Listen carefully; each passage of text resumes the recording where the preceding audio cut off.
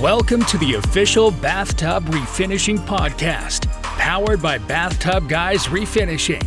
This is where we discuss the refinishing industry, interview owners and operators, and give tips to customers and entrepreneurs. Now, here's your host, Daniel Montalvo. What is up, everybody? I got a guest here for this episode of the podcast. I'm going to go ahead and put him on screen now. How are you, man? Man, I'm doing great, Daniel. Thanks for having me. Man, I'm excited about this. Obviously, it's the first one for me that I get to do with somebody else, so that's exciting. And if you see me looking down here, it's because on my end you're here, even though the camera's over there. So it might not look like I'm addressing you directly, but I am trying to here. All right, got it. But just if you could just tell people a little bit about yourself and that sort of thing, and just give people like a little bit of a summary of yourself. Okay. Well, my name is Trinidad. I'm from Houston, Texas. I recently started a company called ENSO Refinish and Restorations out here in Houston, Texas. I also have been in the industry before, and I'm back in the industry. So about 21 years ago, I was introduced to the refinishing industry. I loved it. I did it. I went through numerous, things to do in the refinishing industry, from bathtubs, tile walls, countertops, cabinets, refrigerators, stoves, all kinds of things. And I loved it. I continued spraying, went from the refinishing industry to industrial industry, did everything from residential, commercial, in the industrial. And I love the whole process, man. It's great. That's awesome. And what do you do right now? Other than, I know you're getting back into the refinishing, but between that pause where you weren't doing it, what is it that you were doing? Well, just putting it all together. And I actually had a great opportunity to be able to concentrate fully on that. Mm-hmm. So basically, it was giving myself an entire refresher course on what was new, what was out there. And that's basically how I came across you. Oh, well, that's awesome. So, yeah, I kind of, I really like, and I'm always really interested in people who are starting, in the beginning. Because to me, like, that's the most exciting part. It's the hardest part, but it's also, where you pick up the experience, and then, not everybody does it, but I like to pass on stuff that I know to other people. So, like, I'm really interested in, like, your journey and, like, that sort of thing. And so I have a couple questions for you, because I wanted to do this more like an interview, just because I think it's good for people who are starting out, and even some people who have been doing it, to kind of remember what it was like in the beginning and maybe change a couple minds out there. All right. So how did you learn about bathtub refinishing? Like, what was the first time you knew this was a thing? Okay, well, the first time I knew it was a thing was when I actually got, I was in a position where I was searching for a job. And I was, looking everywhere, doing the typical things that everybody does, but this is back then, so I was looking in the newspaper ads, green sheet, and I picked up one of those green sheets, and I found an ad for employment, and it said, no experience necessary, will train. Mm-hmm. So that's basically all it said. I called the number, I talked to them. They were very nice. It was actually a couple who had started a bathtub refinishing business. Wow. And they said, hey, well, when are you available to come in? And I said, well, whenever you have time to interview me, or whatever you would like to do. So anyways, we set up a time, a date. I showed up, and they asked me if I had ever sprayed before. I said no. So they were like, that's perfect, because it's better for you not to have any bad habits. That's So that way you're exactly just true. from scratch. My dad So always I said was that. able, right, right. So I was able to learn how they wanted me to learn. And they were really nice, easygoing couple. And when I started learning, I was like, man, this is interesting. This is really something. Like I never knew it existed, and I never thought about the process before at all. I just thought they were just bathtubs, and that's what they do, and you just have to live with it how it is. And then I quickly found out that no, this was a thing. And the owner, he talked to me about it, and I asked a lot of questions because I wanted to know, because I wanted to be good at what I did. Yep. I wanted to know the industry. So I asked him, and he enjoyed telling me because it was what he chose to do. So uh, time goes on, I get better at it, and I'm able to go on my own. Well, I just enjoyed it because scenery was always different. You were never in the same place unless you were doing multiple units. Hmm. You weren't in the same place for very long. So that was one of the things that I liked about it. Always something new to see, something new to learn. And it's a technique that you're never going to get down to perfection, but you're Hmm. always going to strive for it. And Yeah, that's what I loved about it. yeah, and that was one of the things I was going to ask you next. Is like, what makes you want to do this as a career? Some things that you really really like about it. Basically, I enjoy making things better. Like if it's in a bad situation, say your bathtub is in a bad situation. You feel that you just have to live with it, and that's just the way it is. Like you have no options. Most people don't know that this is an option. I'm not saying that people don't know, but they're unaware that this type of industry exists. Mm-hmm. Yeah. So, so when you can give them an option, and not only what would some would say a better option, because not only is it more cost effective, it's cheaper, it's better, and it lasts just as long. Mm-hmm. So that was a great thing. So basically making it better for the individual, a cleaner, fresher place. You have to take a shower, you have to have your children take a shower, especially in these times. Yeah. Especially in these times, cleanliness is, I mean, key. Yep. So yeah. So, So go ahead. mhm, Go ahead. good. All Uh, right. So that's basically what sums it up on your question. I know I kind of went a little on. no, but Uh, that was a good answer. I just thought you're gonna add something else, but that's fine. So yeah, like, and I agree with you. Like, um, I never really thought of it when I was young and my dad was doing this. That I knew that he did something with construction when I was really little, right? I had no mhm. idea what it was, and when I actually realized, at maybe when do you start becoming really conscious of things? Like maybe 13, 14. I realized how brilliant of an idea that actually is. Like everybody with a home probably has a bathtub or shower. Um, Costs of replacing those things are upwards of multiple thousands of dollars, and you know an alternative that's going to last you a while is for most people that's enough for them to just do something that's going to save them money, take a quarter of the time, and ultimately look really really good and last a long time. So you know at that young age I was like, geez, that's actually a very very smart type of business. I just wanted to throw that in there and then also your story kind of seeing an ad and something like that. It reminds me of how I asked my dad once how he got into it, and it was very similar. Although his situation, the only thing that was a little different, it was like a guy who was already established, but the way he did things was like you rented the equipment from him, you rented the gun from him, and he would take part of it out of your pay until you paid it off, and then it's yours. And then he would send you on jobs, Mm. and then you were basically like a subcontractor, but you know he was just a guy who basically delegated the work. But same thing. He's looking for work, found that out, and then decided to do it himself after he picked up the time, or picked up the skills, doing the work. So another question that I have for you is, what have been some obstacles that you've encountered coming up in the industry, as a whole?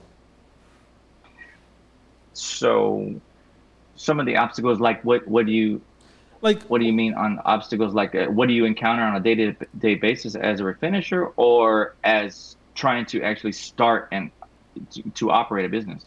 a little bit of both, I would say. Maybe, start with the business end, and then you can kind of jump into the refinishing thing. Okay. Well, basically, it's, all the laws vary from state to state, so that's one thing. This isn't a catch-all thing, and it's kind of I wouldn't call it a gray area, but sometimes when you call like insurers and you're looking for different things, it's like someone wants to classify you as a painter. Hmm. Well, we do kind of paint, but it's just a different process, with different materials, different products, different things. Um, so it's very similar, but basically it having to explain to someone who's trying to ensure you exactly, to tell them exactly what it is, was kind of difficult because they always want to put you into a category of a painter, which makes them want to, like it basically makes you want to corner you, and you can only get applied for this, but there's nothing there's nothing that is specifically oriented for our industry, because it varies and it covers so many facets of different things. Yeah. Yeah, and when we did it in Florida, they make us go under like specialty coatings or specialty applications or something like that. It wouldn't fall under painter. It's weird because in some states it's just painter and that's it. So that's kind of weird there. But so what is going into the refinishing side? What have been some obstacles for you? Anything from you know you could tie it into the business side, maybe getting steady work, maybe something in the process that's tricky that you haven't quite picked up on, or something that maybe you know how to do it, but it still gives you issues every now and then, or something like that. Do you have anything like that you can touch on? Uh, well, I can touch on a couple of the things that you run into on a day-to-day basis as a refinisher.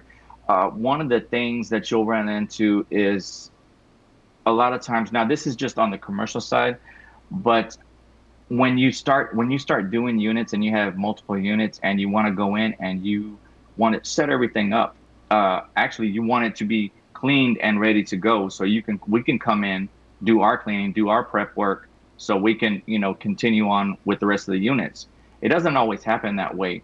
Sometimes it winds up where the maintenance guy is in there, and they're trying to do the make ready, and you're trying to do uh, your bathtub or cabinets or whatever you're doing in there, and it kind of crosses ways where, I mean, I've had it to where I put some multi-spec on a countertop and came back later on and I see like toolbox marks and other things, or bathtubs where the maintenance guy, changed the shower head and he stood in the bathtub, and there you have big boot prints all over the place. And And they'll then deny it. not, yeah, they kind of will try to say that, you were wearing some big old boots, when no, it's like, no, you got on a pair of Nikes or a pair, pair of other shoes or something like that. I mean, it gets bad. It sometimes it gets bad because they actually like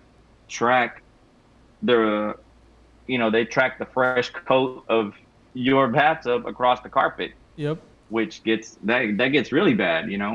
Yeah. And is there anything else that maybe you'd like to touch on in that realm? Things that have been kind of difficult. Basically, how that issue can be solved is just have a good rapport with whoever your client is. Make sure that you have a clear communication on what time you're going to be there, what day, and actually get that confirmed with them, so stuff like that doesn't become an issue and everything can be smooth sailing. The less friction, the better when it comes down to dealing with commercial. And that's on anything. Dealing with commercial, dealing with residential, it's pretty much all the same. If you're going in there and you want to have good, quality work, have a clear communication with your customer. Hmm. And that's key right there. So that way no issues will come up. and everything will run smooth, and then they'll ask for your service again. Yeah, and I kind of have a policy here at Bathtub Guys where, like, if somebody tells us that they're doing any other work, I tell them, have us do it last. You're gonna regret it. And sometimes they're stubborn and a little bit or hard headed, and they're like, oh no, I've done it thousands of times. I'm gonna do you, and then I'm gonna do the tile guy. I'm like, okay, and then I get to say I told you so. But I sometimes the only thing, like, I let them make the mistake with the tile because usually it's like clear cut. They dropped the tile and it fell. But anytime they're telling me a plumber's going to be in there or something, I'm like, all right, no. Oh yeah, no, not a plumber, not a plumber. And they're notorious for damaging them. And then they'll start putting things in people's ears. Plumbers are the worst with that. Oh yeah, refinishing sucks. Yeah, pay me $7,000 to replace your tub. That's really what they're telling you. They'll badmouth refinishing all day long. $7,000 and 2 weeks later, huh? Yeah, and they charge you by the hour plus cost of material plus all that. It's I've had customers like tell me, oh, my plumber, man, he keeps saying refinishing is such a bad thing, and it's like, well, because one of two things happens when a plumber is called. Either the tub is already beyond repair, so they see that and they're like already prejudiced to like there's no way that could be fixed, or they come in after someone who had a negative experience due to someone who didn't know what the fuck they were doing, and they see the aftermath of a shitty job, and so at that point they're like prejudiced towards, oh no, refinishing all sucks, because most of the time when they see a refinished tub, it's after someone who did something bad, and then the homeowner's convinced refinishing sucks. Now the plumber's like, yeah, I see this all the time, and unfortunately, it's part of the industry. There's people that do things the wrong way on purpose, and that's just one of those things. It is. Let me touch on that for a second and add on. It is an industry where we do have to fight a lot of bad apples, and we can do that, and we can show, and we can take the high road, so to speak, and just do the best that we can do, because we can't stop those other people from coming in and just, doing not that great of a job, but it's just, I mean, come on, guys, ask somebody. Don't be embarrassed. For like the people, the people who are hiring people, sometimes. Right. But I like what you said. There's people in the industry who do this type of work who don't ask questions. And so they go and do a sloppy job, and they think that they're good at it. It's true. Yeah, it is. It's very true. And it's like you said something there great. Like, for the customers, call, ask questions, call other refinishing companies, see if they're talking about the same things, see if they're offering you the same. It's not all about features. It's about what they're going to do. Ask about their process, because if they try to be like, yeah, we're just, we're going to be in and out of your hair and stuff like that, that's fine. That's the ideal thing. You don't want to go in there and, like I said earlier, make a bunch of friction, but you have to be open and communicate with your customers. Tell them the process that you're going to do, so that way they don't think that you're just trying to make a day of it, so to speak, because we're not trying to spend a whole day at a place. We can do this in a couple of hours and get it all done. It'll look spectacular and it'll last a long time. But a lot of guys come in there and they'll say, oh yeah, I can do it for $200. And it's like, I guarantee you they're cutting corners. They're not doing everything they're supposed to do. And it's gonna look great, but it's not gonna last 6 months. Yeah. And that's something that, like, and I agree with what you say. There is a lane of it that's like, take the high road, do what you got to do, and don't over dwell on the people who are doing something bad, because they're probably not going to be around long enough to mess it up the next time if people aren't calling them. But at the same time, for an industry like this one, where it's still relatively small, like, there's a big company in this industry. It's Miracle Method. After that, it's all independently owned pretty much. So somebody gets a bad job and, there is nobody telling them that there's an alternative. There's people who do this properly. There's no real education for the public. And I think that's part of the problem. That's part of the reason why I do a podcast. That's part of the reason why I do things like put Instagram posts where I talk about the benefits of doing acid etching or something like that. And in reality, that stuff helps people who are coming up in the industry, but it also helps the customers better understand what to look for in a company and to make sure they're doing the process, like you said, correctly and doing, everybody, if you're getting quotes and everybody's doing more or less the same thing, you can assume that that's, probably a good quality job. But, just some guy saying, oh yeah, $200, I'm going to be in and out in an hour. You don't know what the heck they're doing, And I think another thing that's important for people in the industry is to make sure that they know what you're going to do. So that next time maybe, they lose your number or you go out of business or you're not available and they go with someone else, they know what the process should be. And if the person, doesn't do something like the acid etching, which is very pivotal for this stuff to adhere properly, then, they know that you did that type of thing. These people didn't do it or don't do it, and maybe stay away from them because they're going to, probably not do the best job for you. Go ahead. Yeah, so say like when you get a call, mm-hmm. It would be an enjoyable call if someone said, hey, my bathtub has never been refinished before. Mm-hmm. And they asked me if I acid etched. Mm-hmm. I would love that. Because it means that they did their research. Yep. It means that they did their research. And sometimes, if the tub was done really well, like it's hard to tell. Yeah. After it's been sitting for years and it was done properly, like it's kind of hard to tell. There's just little small minor details that will tell you that the bathtub's been redone. Mm-hmm. So whoever did that tub and they didn't know, that was excellent. And that's what it should be. Mm-hmm. Like you should not be able to tell. I know a lot of people say, is my bathtub going to look painted? They always say that. Do you paint tubs? Wow. They think paint or brush. And it's like, no, I'm not rolling anything or painting anything. This is all done, with, professional grade equipment. Mm-hmm. It's done right. It's done properly. You do the steps, what's necessary, and it's going to last you. You're not going to have to worry about issues. Yep. That's exactly right, man. And like I said, man, it's all about changing those notions. Like people still don't know that this is even a thing. Like we were talking about, there's so many people who don't even know this exists, and they ask questions like that. And those are questions that, for something like painting a car, they wouldn't even ask, because it's like they just assume, oh yeah, that's an established thing, and it comes out looking like the factory if someone knows what they're doing. And it's the same thing with the refinishing industry. No, like too many people, I get that question all the time, is it going to look painted? And it's like, no. They think paintbrush, they think roller, they think, it's going to look ugly. Yeah, well, it's their idea of what they have in their head, which everybody's idea is different. Like, for instance, perfection. Yeah, that's another thing that is very hard. That's why I say you're never going to get it perfect. Yep.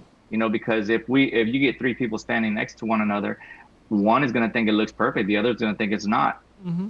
You bring in another, you're always going to get something different. Everybody's idea of perfection is different. Yep, it's in the eye of the beholder, as the saying goes, And everybody, I've gotten that question before, and what I always like to tell people is, we get as close to perfect as you can get without replacing it. Because at the end of the day, you got to always kind of remind them, this is a cosmetic service, and if you want new out of the box, that's why people go and pay for that, $4, $5, $6 Like, at the end of the day, a minor imperfection, if you're saving, 90% off of the cost of replacing, is a deal. You could live with, let's say like a little dust particle lands on the surface after you leave. Like, most of the time that'll wash away with normal use and cleaning, but sometimes I get calls from people like, oh, it's bubbling. That's what they say. And it's like, you're going to call me back for a little speck like this? it's easy enough to fix, but it's just like, we're not in a controlled environment. And again, I just saved you like $4,000. So yeah, I do get that. And that's one of those things I get all the time is the perfection thing. Yeah, it is. They think that like you said, that I like the phrase that you use, new out of the box. Mm-hmm. You know, yeah, that's one of the things that I've been asked before. Would it be better for me to buy a brand new bathtub? And the best way I can answer that question is what do you want to spend? And if you can get something fixed and it's going to last, it's durable, it looks nice or nicer than what you had, because that's going to be the case. Yeah. That's going to be the case. You're going to have something better after I've done what I do than what you had before. Yeah, regardless, it's an upgrade. Yeah. But the big question is, what do they want to spend? Mm-hmm. And if you got the money and you want brand new, yeah, I'm not going to stop you from getting brand new. Go ahead, by all means, do it. If you want to the only thing that I can't do is I can't, change the shape from a bathtub to a shower stall. Like, I can't do that, but I will make it look better. You called for a reason, to get your problem solved, to get it fixed, to ease your pain, mm-hmm. to get it fresh, and that's what it will be. Yeah, and even with new out of the box, factory defects are a thing, and it could happen. Sometimes I remember this very clearly. One time my technician got called back for a run. Believe it or not, it was the porcelain that actually had a physical run in it from the factory.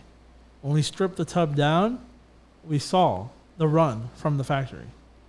And at that point, it's like, what are we supposed to do about that? We can't wear down the porcelain. No. Yeah. So, either way, there's always imperfections. You can go to the hardware store and look at bathtubs, and you will probably find, the smallest imperfection if you're looking for it.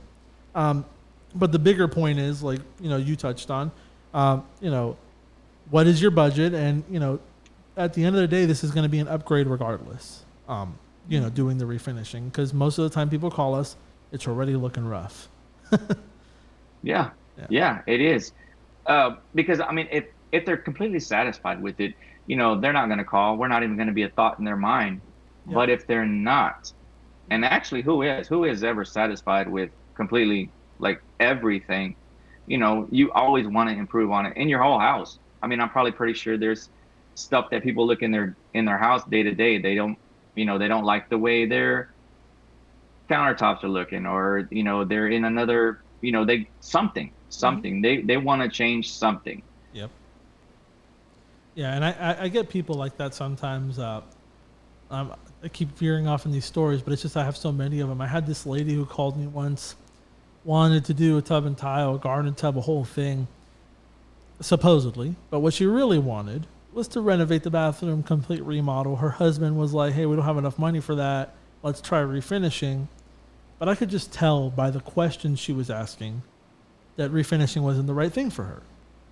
She's like, well, I really want the marble type of look for the shower. And I'm like, at this point, I right now, I can't really get that look with the type of materials that we use. Because, she sent me pictures of what she wanted as a reference, and I'm like, I can't really get that. And, then she started asking, hey, is it going to look painted? That's one of the things you asked me, or you mentioned that, people ask. And she also was like, oh, well, the grout situation, can't you guys cover that up? And I just, I had already quoted her, and, they were okay with the price, but I was like, listen, as a favor to you, I'm not going to do the job. Because the last thing I want is for you to spend, it was like a $2,500 job. I'm like, I'm not going to make you spend $2,500 to not like it, and then we'll have to renovate the bathroom anyway. Also, I would rather, you just get the bathroom that you want. And she ended up texting me a couple months later and thanking me because she got the bathroom that she always wanted. Her husband had to pay for it, but there you go. It happens. But see, that right there, that is honesty. Yeah. And that is what the industry is missing right there. You need to be able to tell the people, if you can sense that it's not exactly what they want, don't do the job for them, even if it costs you the job, Yep. And because they will appreciate that more, and you did the right thing. yeah. And I live by that because I've done the other thing before. I've made the mistakes so that people don't have to, you know? I've done it and been like, yeah, I'll do it because I need the money or I want the money. And what ends up happening is sometimes you get no money in the end because they're so unsatisfied they want their money back. Or, you know, you run into an issue where you have to go out 2 or 3 times to get everything perfect, which, like we talked about, isn't that, you know, it's achievable to a certain extent, but it's all about people's opinions. So, you know, we have to go 2 or 3 times to touch up every nook and cranny so that they like it. And at that point, they pay us. But at that point, you know, a job that was supposed to be, you know, 70% margin is down to 40 or 30 because you have to go back so many times. So Exactly. I would rather, you know, take less money and make sure that that person's going to be satisfied than just do it because, you know, they're throwing more money at me. I want people to be satisfied, and I agree with you. It is kind of missing in the industry. And the part of the problem, I think, is this industry is not really hard as much as it is like you kind of just have to have a brain and pay attention and be there. You know, you got to be present when you're doing this type of work. But as far as it being hard, it's probably one of the easiest things in the renovation realm that you can do. Like somebody who's not skilled can pick this up in a couple months and be really good. And the problem is that also invites people who are, you know, bad and don't really give a F what the hell the lady's going to do after he gets the check. So, you know, I think that's, you know, part of the issue, you know, like you were saying that there's not enough people who are honest. I think there is a lot of them, but, you know, there is also this huge influx of people who, you know, charge cheaper and then, you know, they coerce the customer into doing this type of work and stuff. And then, you know, it comes out bad and it's a whole mess afterwards. Let me touch on that, because I think that what, like you say, like I follow your page and it's great, and I loved how you put out the tips, because you were, you know, you pulled back the curtain. You showed exactly what the process was. You gave customer tips, you gave refinishing tips, and you were revealing the industry to people. And that's something that they wanted to close behind doors. Why did they want to close it? Because I think that they wanted to, some people, not all, you know, not the major guys in, you know, not the major guys in, you know, like you mentioned before, there's one big one, you know, but like yourself, I mean, we're not in it to try to hide anything. We're going to tell you the process. We're going to tell you how it's supposed to be. You know, I can just say this, like when you talked about, you know, the acid etching and stuff, you know, which it's very important. Yeah. It's very, very important. And you know what, when I first came in it, I thought that was the standard. Yeah. I didn't know guys were like spraying and going and doing all that. I had no idea that people would do that. Yeah. I was in there for a job and was trying to do it to the best of my ability every single time, trying to get better. Yeah, and there's a lot of that is one of the main things people cut corners on. And there is a certain number. I mean, I do a hotel here in Orlando called Grand Beach, right? It's a Diamond Resorts hotel, and they've had this giant issue with people who do tubs. They went from, you know, one bad contractor to another. They had us in there, but then one of the bad contractors was like, "Hey, I'll do it for $5 less," and they went back with them over $5. Don't ask me why. Long story short, they did like 2 buildings okay. Then their building number 5, all the tubs started peeling. And they all started peeling because, number one, they only painted half the tub. They didn't use primer, and they didn't acid etch them. And the guy told them that it was bad paint. You know, bad paint that affected the entire building doesn't really make much sense to me. But anyway, you know, I went over there and I could see clearly what it was. And, you know, they let us go over $5. So I told them, I'm like, I'm not, you know, normally for hotels and stuff, I do some sort of discount, for giving us more volume. But I told them, I'm like, I'm going to charge you full price. And if you don't like it, go call one of them again. Because now it's double the work. Now I got to strip the bathtub and, re-acid etch and clean it and do all that stuff properly because I know that they didn't do it. I mean, it was coming off in sheets this big.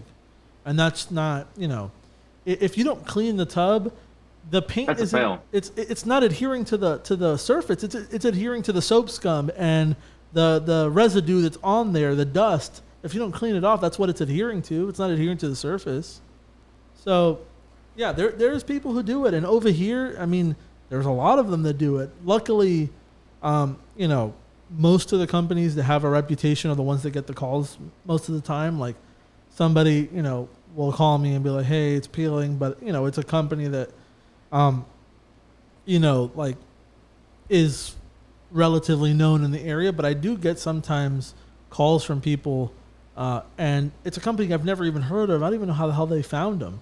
Like people who are buried, and then you find them in the Better Business Bureau, and they have like a negative rating and like 50 freaking reviews, and it's like I don't know how people don't. I don't know. You got to do better research, people, on who you're hiring. Yeah, it's kind of like it's sort of a weird race to the bottom type thing. They want to get the best work possible for the cheapest price. I kind of get where they're coming from, but a lot, you're getting what you pay for, Yeah, well, here's the thing, and this is how I explain it. By the way, they're using us now because, I don't know, the thing that happens also, and you got to remember this, is that people buy from other people. So, they might have had a good personal relationship with the director of engineering there, and he might have really liked them and really tried to be like, hey, fix your mistakes, and we'll keep getting you work, because on a personal level, he might like them. Mm-hmm. And that's always a factor. But, you never really know. But at the same time, it's like you said earlier, man, no one's doing this stuff cheap from the bottom of their heart. Like the moment you start doing things, I'll tell you what the price was. It was $235, and I was charging them $240, which was because at that time they weren't painted and they didn't really need much work. Plus, this was like over 2 years ago when we had that price in place. We charge more now, but for $5 less a unit, and they were only giving them a 1 year warranty. We were giving them a 5 year warranty. They were willing to go the other way, and sometimes the thing that sways that is the personal relationship. Maybe the guy really knows them. Maybe the guy's family. Maybe the guy knows the guy from another property. Maybe he slipped them some money under the table. You never really know what's going on. And those are things that are possibilities and have happened to us. But at the end of the day, the moment someone else got into that position, we get the call back. I tell them it's going to be more, and they're like, yep, okay, that's fine. We'll do it. So, but yeah, there's people who do that sort of thing, and it sucks. Yeah, it's like at that point, speaking on that situation right there, at that point, that person, whoever they were, that business, they had no other choice other than to fix that situation. Yeah. And luckily there was somebody that came in that knows what they're doing, mm-hmm. and they called you guys to go in there and fix it. And it was going to be more because it's more time that you're working, more time that your guys are out there working. You got to factor in the man hours, the time, not only more product being used because you got to strip all that down. And that's time consuming. Yeah. That's time consuming. And then over X amount of units, or I think you said it was an entire building. Mm-hmm. I mean, that's bad. Or, and just to I don't know who did that particular work, but if that person was having somebody else do it, it doesn't necessarily mean that person was trained wrong. The person who actually did it could have just been like, you know what, I'm not doing it, and I'm just gonna, shoot all these things, and I'm gonna go, and might have been, just bad there's supervision. So many factors. Maybe he just wasn't being supervised, and he went on a tangent and just did it himself. That happens. Yeah, it does. It does happen. And that's why like hiring good people, good employees, people with integrity, Yeah. They're not going to do the right thing when nobody's looking, Yeah. And that's the thing, because that's very, very important. Like, that's the type of personality that you have to have in this industry, is you got to want to do the right thing, because your work is a reflection of you. Yeah. But the thing So is also just something that I want to add is I totally agree with that, but that also ties into why I want to change how hotels look at what they're spending, because to find people who have integrity costs money. Cheap labor, like sometimes you'll find a diamond in the rough, but most of the time the people who will take $50 for a full day's work are people who aren't going to do the best job for you. It's like anything in life. You got to pay more to get something better. And so if I got to pay, 2 or 3 great guys who are like, really, doing the work fantastic, they're going to cost me more. And so it's more work because they need to be stripped and, that type of thing. And, it all comes together as like to why I'm charging the hotel more, this time around. It's not just because the stripping, it's also because I got to find people who are going to do this the right way and who don't need supervision. That's the dream.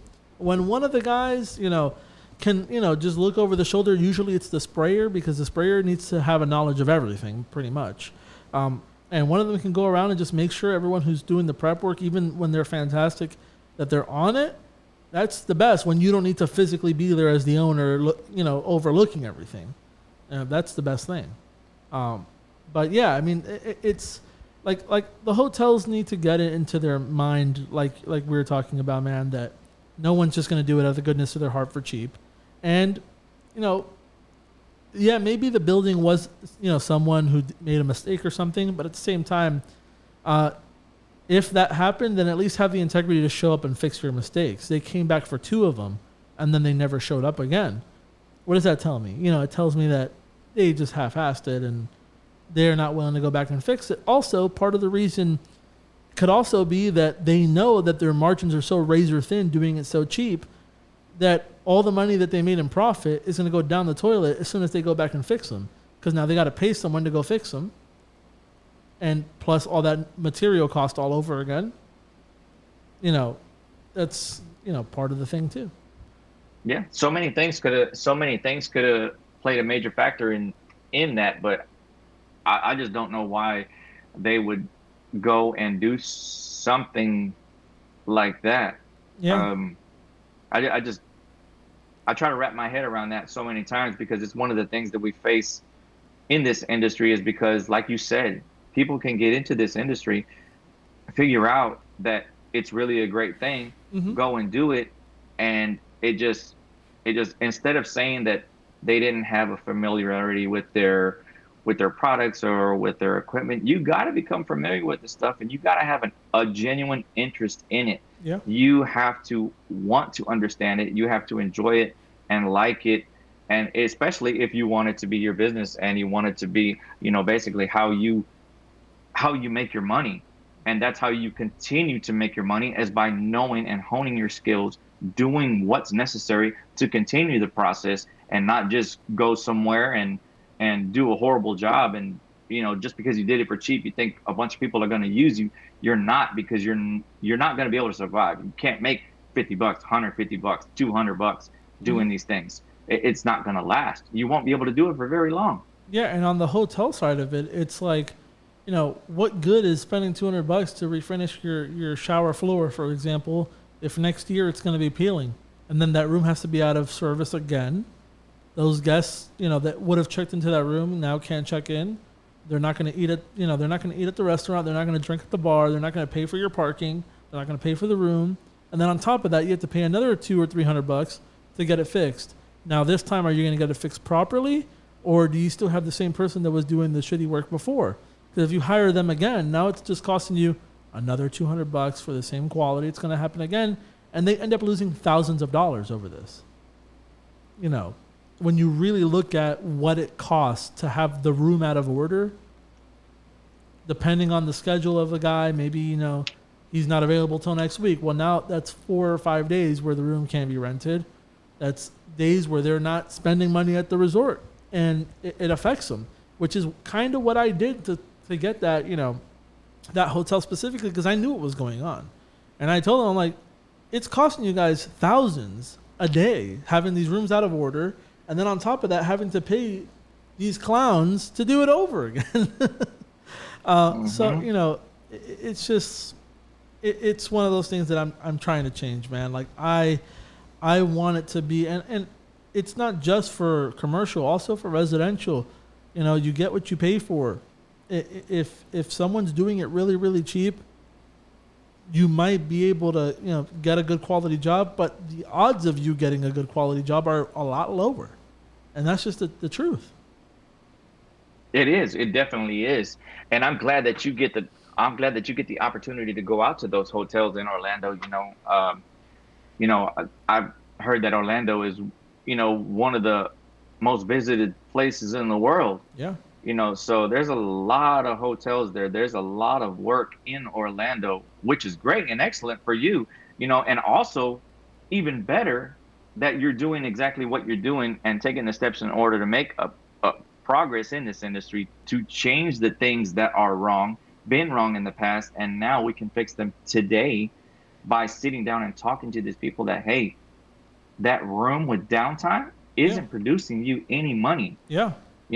And just spending, you think you're going to, just, $200. Well, over time, that thing's going to cost you. Wouldn't it be better just to get it done right and not have to mess with it for, 5, 6, 7, 8+ years? Yeah. And it costs them thousands in the end, because when you really think, all right, Florida has this thing where they commission like the ticket companies that sell tickets to Disney and Universal. They actually set up a booth in the hotels, and you can buy the tickets from there, and they get a cut of the revenue because they're selling it directly to their hotel guests and kind of like, nudging them like, hey, come buy the tickets here. Don't waste your time. So they get a cut of that. Like let's say a family of 4 is going to rent out a room for a week to come on a Disney trip. Now, all these hotels here charge parking. They're not paying your parking. They're not paying your resort fee, which is a thing that hotels here do. The restaurant, they're not eating in your restaurant. They're not drinking at your bar. They're not playing at your child care center. They're not paying for the Disney tickets with your hotel. Now, like when you really look at it in the grand scheme of things, the hotels are losing thousands having the room under even just a couple days. And not to mention that a lot of the rooms in Florida, especially, Diamond Resorts is almost all timeshare. So people are, they'll get pissy if their room is not available the days that they block their rooms in advance. Because when people do the timeshare thing, they have a set amount of days they can use the room, because then they pass it on to the next person who has ownership in that room. So, right.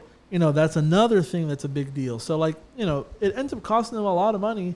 And unfortunately, the majority of them still are in that old mindset of we need it cheap just because we're giving you a lot of work. But newsflash, if you're giving us more work, it's more work. I don't like, I get the notion, but service and labor is something that is harder to scale than like product. Product is different because product you can produce, you could buy a machine and it will do the job of a person 10 times over and it won't stop. It'll just keep going. So, but labor is something that you cannot mass produce. You can have a lot of labor, but you can't like, you can't like maintain the quality with 2 or 3 people and push them to do 20 of something and for them to make a profit. You know what I mean? Like that's kind of what the hotels are forcing people to do, which is part of the reason why I kind of sympathize with some of the smaller companies, even when they do something bad. It's like a lot of the hotels will literally tell you, and I've had it happen to me, well, if you can't get down to 195, we're just going to give it to the other guy.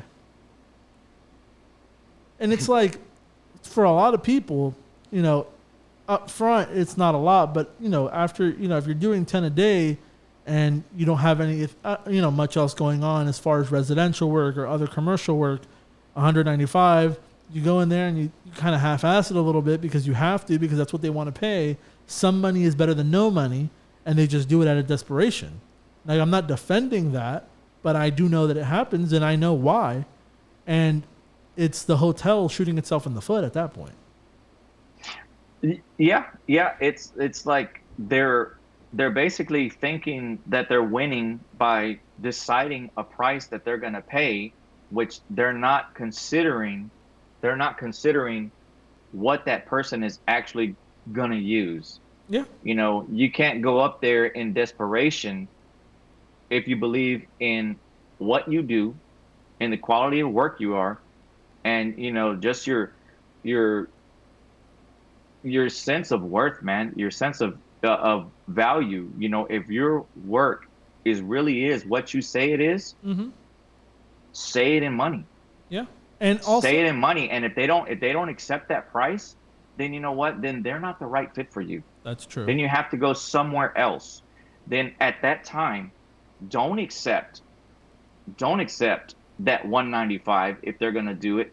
And especially if it's a company that that could, well, like, it's not going to hurt them, Mm-hmm. but they shouldn't basically they shouldn't take advantage of the little guy. They do. Come on, this guy's going to get better over time, and that same guy that you try to get for 195 and he didn't do it, he's going to come back and his prices are going to be way higher when you want to, Mm-hmm. and a lot of other guys, and he's going to be fixing The later mistakes. on the 195s because it goes around, Yeah. it just, But that's what happens. It's like what I said in one of the previous podcasts. I can't remember which one, but I would much rather have them regret not going with me than to regret going with me, because that gets around. I go to this association where a lot of people from hotels and resorts kind of hang out.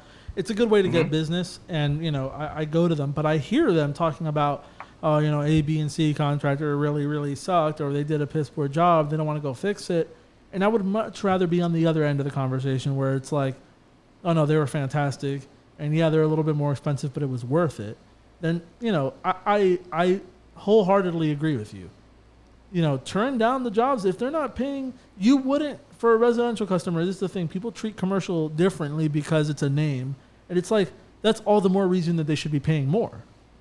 They have a certain brand. They have a certain brand standard. Like I get calls from Marriott sometimes. They brand the name, but they have brand standards that they uphold to for certain things. So they'll go and spend $1 million on the lobby because brand standards. But for the tub, they're like, oh yeah, we can't really spend $100,000. Why? You guys got the money. Like it's one of those things, man, where they think like I was talking about before, just because they have more volume that it's cheaper, but this is unlike product where it could be mass produced. This is not product, right? Exactly. And it's different, and they got to treat it different, or else they're just going to keep getting people who do a bad job. And the majority of people do a good job, but there is a lot of hotels in Orlando who don't want to pay, and they get screwed over, or they'll straight up tell the contractor, well, if you can't come down to the price of someone who's clearly worse than you, even sometimes they'll have all the general managers and directors of engineering look at the sample tubs people do, and they'll clearly tell you, oh yeah, yours was the best, but we're going to go with the other guy if you can't go down to his price. And it's like that's not how this is supposed to work. And that's why I don't do that anymore. There was a point in time where I did it, but I opened my eyes and I just saw this is creating bigger issues. And for me, I never really tried to sacrifice the quality. I never did that. But I noticed that the moment when your margins are that thin, the moment anything happens, maintenance guy drops a tool on it. And as a courtesy, you want to, as a courtesy to the hotel who gave you so much work and an opportunity, fix it for free. I'll fix it for free this time. But you can't. You can't afford to do things like that. When your margins are so razor thin, the moment you get a call back, that tub now left you no money. Because It costs you money. Exactly, it's costing you. And you're taking money out of your own pocket, rather not deal with it. Also, when you push your guys like that, trust me, they don't like it. They might help you out a couple times, but when you're pushing them like that, trying to get out 10 units because that's the only way you can make a profit on this type of thing, it's like they don't really like that. There was a time where I had 2 guys trying to pull out 10 at a time, and we knocked the project out, but trust me when I tell you, they weren't happy. and neither was I, because I don't want them to be unhappy. You know, it's hard You to get good definitely guys. don't. You definitely don't want your guys. You definitely don't want your guys unhappy. And I said guys, but there's women in this industry too, Yeah, yeah, that's and true. they're awesome, Yeah, and they're just as good. And I'm gonna tell you this, sometimes even better than the guys, because I some of the agree. guys are sloppy, Yeah, you know. yeah. So that's something that you have to keep your guys happy. I don't know a business owner or a boss or a manager who would want their crew unhappy. Like Exactly. that's just not the way it goes. You want to come in, you want to be unhappy, it's gonna trickle down. Don't do that. Yeah. Try to always treat them well, treat them with respect. Value them, let them know. Don't just, and I'm gonna go out on a limb and say this. Don't just be like you're giving them a job and they should just be so thankful. No, they're No. not gonna be, and Listen, they're probably gonna be yes, boss, yes, sir, all in your face, and then mhm. in a couple of weeks they'll probably be gone. I try to be as laid back as possible as someone who's in the position that I'm in, because obviously, like the guys that work for me, you know, I try to think of it more as like they work with me. Like I'm not trying to be the power guy. You know what I mean? Like I never try to Yeah, push them. And in the beginning when I was younger, I kind of had that impression because like I had the impression that I had to be kind of a dick, but you know, it's because I was young. Like you got to remember, I started doing this when I was like 18. So at that point, I had no other like framework to go by, and I did lose people because of it, having a bad attitude and thinking that I needed to push them to this extreme limit to make a dollar. But I realized that the issues were more internal than I thought. And it wasn't just me. It was how the company was being run by my parents, who, they did the best that they could at the time, but they had that issue where they were charged too cheap, commercial and residential, and never made a dollar, and always had to push the team, to a limit, and they would barely make ends meet because they were charging the jobs way too cheap. They used to charge $239 residential. Like, if you look online, you could probably still find the coupon somewhere. It's insane to me. I was charging $275 for the longest time, but then one day I was like, why am I doing it at $275? I know people charge more. I'm going to charge more, and I did it overnight. I raised it, and I had people who I quoted prices to back in the beginning of the year, and they're like, oh well, you quoted me $275. I'm like, sorry, dear, prices have gone up. What do you want me to do?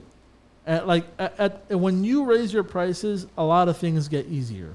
It's easier for you to make a profit, and it's easier for you to go back to a job and make it right and do it timely and make sure the customer has a fantastic experience, because you're charging more so it doesn't hurt as bad. You don't take the blow.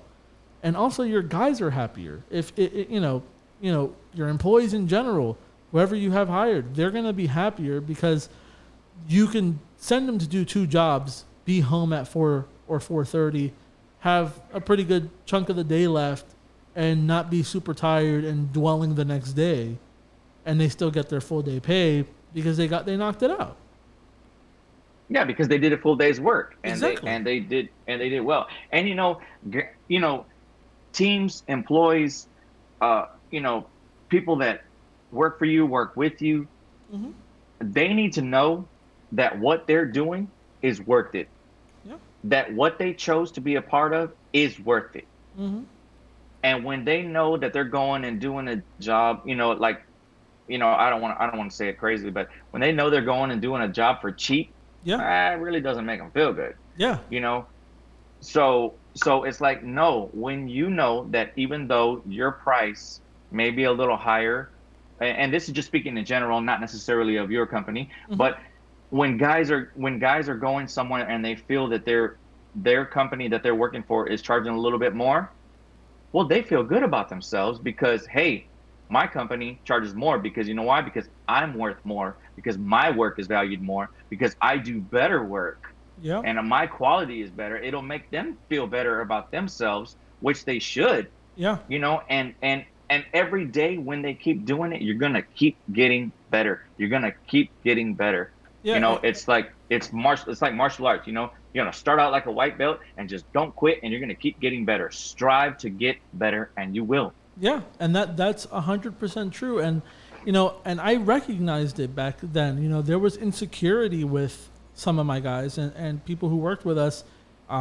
We had women too that did prep work and stuff and the masking because just they're better than the guys at doing stuff like that. In the hotels, they would knock out 10 of those things, but anyway, there was insecurity with that because when they see you charging that cheap and they see the work orders and they see, at that time, like I said, 239, they're thinking like, what, they're only making 50, 60 bucks on the job. Is it even worth it?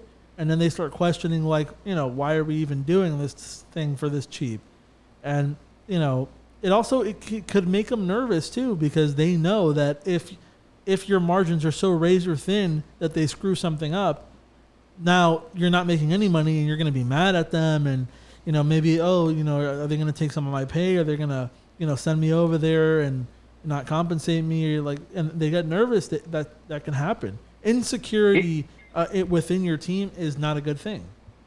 No, and that could, and that insecurity right there comes from, do they feel stable in their environment? Mm-hmm. Do they have stability? Do they see the company growing? And basically, is my boss talking to me? Is my supervisor like talking to me? Like how are they acting? They, check their temperature, what's going on. Not literally check their temperature, but fill them out. Like how are they doing? Hey, if everybody's, laughing and having a good time, that's a great thing. Yeah. If people are communicating, that's a great thing. But if you have people that just, I'm going to come in and do my job, I'm not going to, don't talk to me, I'm not here for making friends, and it's like, okay, that right there is like, you probably won't be around very long. Either you're going to find another spot to go to, or management's probably going to cut you. Yeah. And that's those things are really important, man. I'm glad we did kind of go on a tangent, but I think like we did a lot of we talked a lot of value of things that help people who are operating and getting into this and kind of understanding these things, because it is a lot to take in. Like I said, man, like I was there. I was kind of being a dick. I in me wanting more from my team, I realized that I wasn't doing enough myself. And part of it is like things like raising the prices, actually seeing growth in the company and making them want to do more. And also knowing their limits, because everybody has them. Like I was under the impression, again, when I started this, I didn't really fully understand everything. And so like I had a basic understanding of the process, but I always kind of have in the back of my mind that people like my dad and my brother who have been doing this for a decade, or my dad who did this for, 2.5 decades, they're pros already. And when you're hiring people who are new or people who don't have as much experience, you need more patience with them, because that's how they're going to learn. That right there is exactly what I'm talking about, because the patience, and basically you got to have empathy, man. Yep. You got to have empathy and kindness, man. There's a difference. Nice and kindness, there's a difference. Yep. And people could tell. Yeah. And people can definitely tell. And for guys that are pros, like your father and your brother, mm-hmm. Seeing little mistakes that are probably made, it's irritating. Yeah. But the guys will get better. Yeah. Over time. They'll get better over time. And you do have to be patient with them, because if they're just starting out, which is better, with no experience at all, mm-hmm. and you train someone and you show them like the proper techniques and what to do, man, that person can soar. You mold and you know them. what? You mold them into what you want. Yeah, you can mold them into what you want. And then when they have that, you know what? You invested in your company. Mm-hmm. You invested in yourself, because you built the skills within yourself to help that person build themselves with skills and other skills, hard skills, soft skills, all kinds of other things. You added value to that person's life. And if they ever decide to go somewhere else and not stick with you, they're going to be better. Yeah. They're going to be better for themselves and better for the next company that they decide to be a part of. Yeah. And it's win-win. Yeah, exactly. And I had I have a technician named Ralph he's really, really good. And he started as a prepper, and he was, when he started, the company was in a different situation, a really bad one. And this was right around where I took the reins and, kind of started doing most of the administrative stuff and changing the culture and stuff like that. And, just trying to get better, at doing this and helping the business. And Ralph was getting paid $75 a day. Sometimes, he would work, like 8 hours, and every single opportunity I got to give him a raise, I gave him. There was a couple good projects there, and I would give him like $1,000 bonus on his check. And like now he's making $150 a day because he's a sprayer now. He started a prep, and we trained him on how to spray. And I had all the patience in the world. I told them, I'm like, here's the best way to spray and to really learn is to go out and make all the mistakes. So I told him it's going to be a little difficult at first, but I'm going to just send you out there and let you make the mistakes. And I'm going to send one of the guys who knows what they're doing to fix them. But that, to fix, if it's more than once, I always give them an opportunity to go fix it another time. But once you're in the third time, especially residential, people start to get irritated a little bit. But that's part of the process of learning, right? The technicians need to make the mistakes. They need to more or less know how to fix them, and then they can move on, and so that they don't make them anymore. And he's been fairly consistent for the last couple months. And when he does make a mistake, the thing that I love, because that's exactly what you're saying, when they're a blank slate and they don't have any preconceptions or anything, when he makes a mistake, he sends me a picture of it. He's like, I'm going to have to come back and fix this. And he's honest with me about it, tells me with time so I can make the adjustments to the schedule, call up the customer and set that up. And there's no surprises. Because one thing that customers hate is to think that the job is done and, and not know that there's a mistake there that needs to be fixed. And he tells me, he communicates it to the customer, and it just makes their experience for the customer even better. Because, nobody is immune from mistakes, but if there is one, the faster they know about it, the faster they can plan their day, the faster I can plan the schedule, and it's better for everybody. And it makes him better to recognize his own mistakes and be willing to tell me. I could tell him exactly how to fix it, and it's just a good dynamic to have with your team. Just whenever you're at that point when you have a team, man, it's really important to ingrain in them, like, I'm not going to be upset if you mess something up. Just let me know. Send me a picture of it if you have a question of what it is, and we'll set up a day to repair it.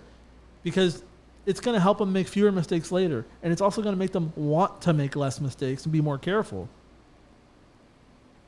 Yeah, it's true. It's true. Man, shout out to Ralph for being that way, because a lot of people won't say anything. They'll just hide it, and they'll just hope nobody ever says anything about it. Yep. And that right there says a lot about him.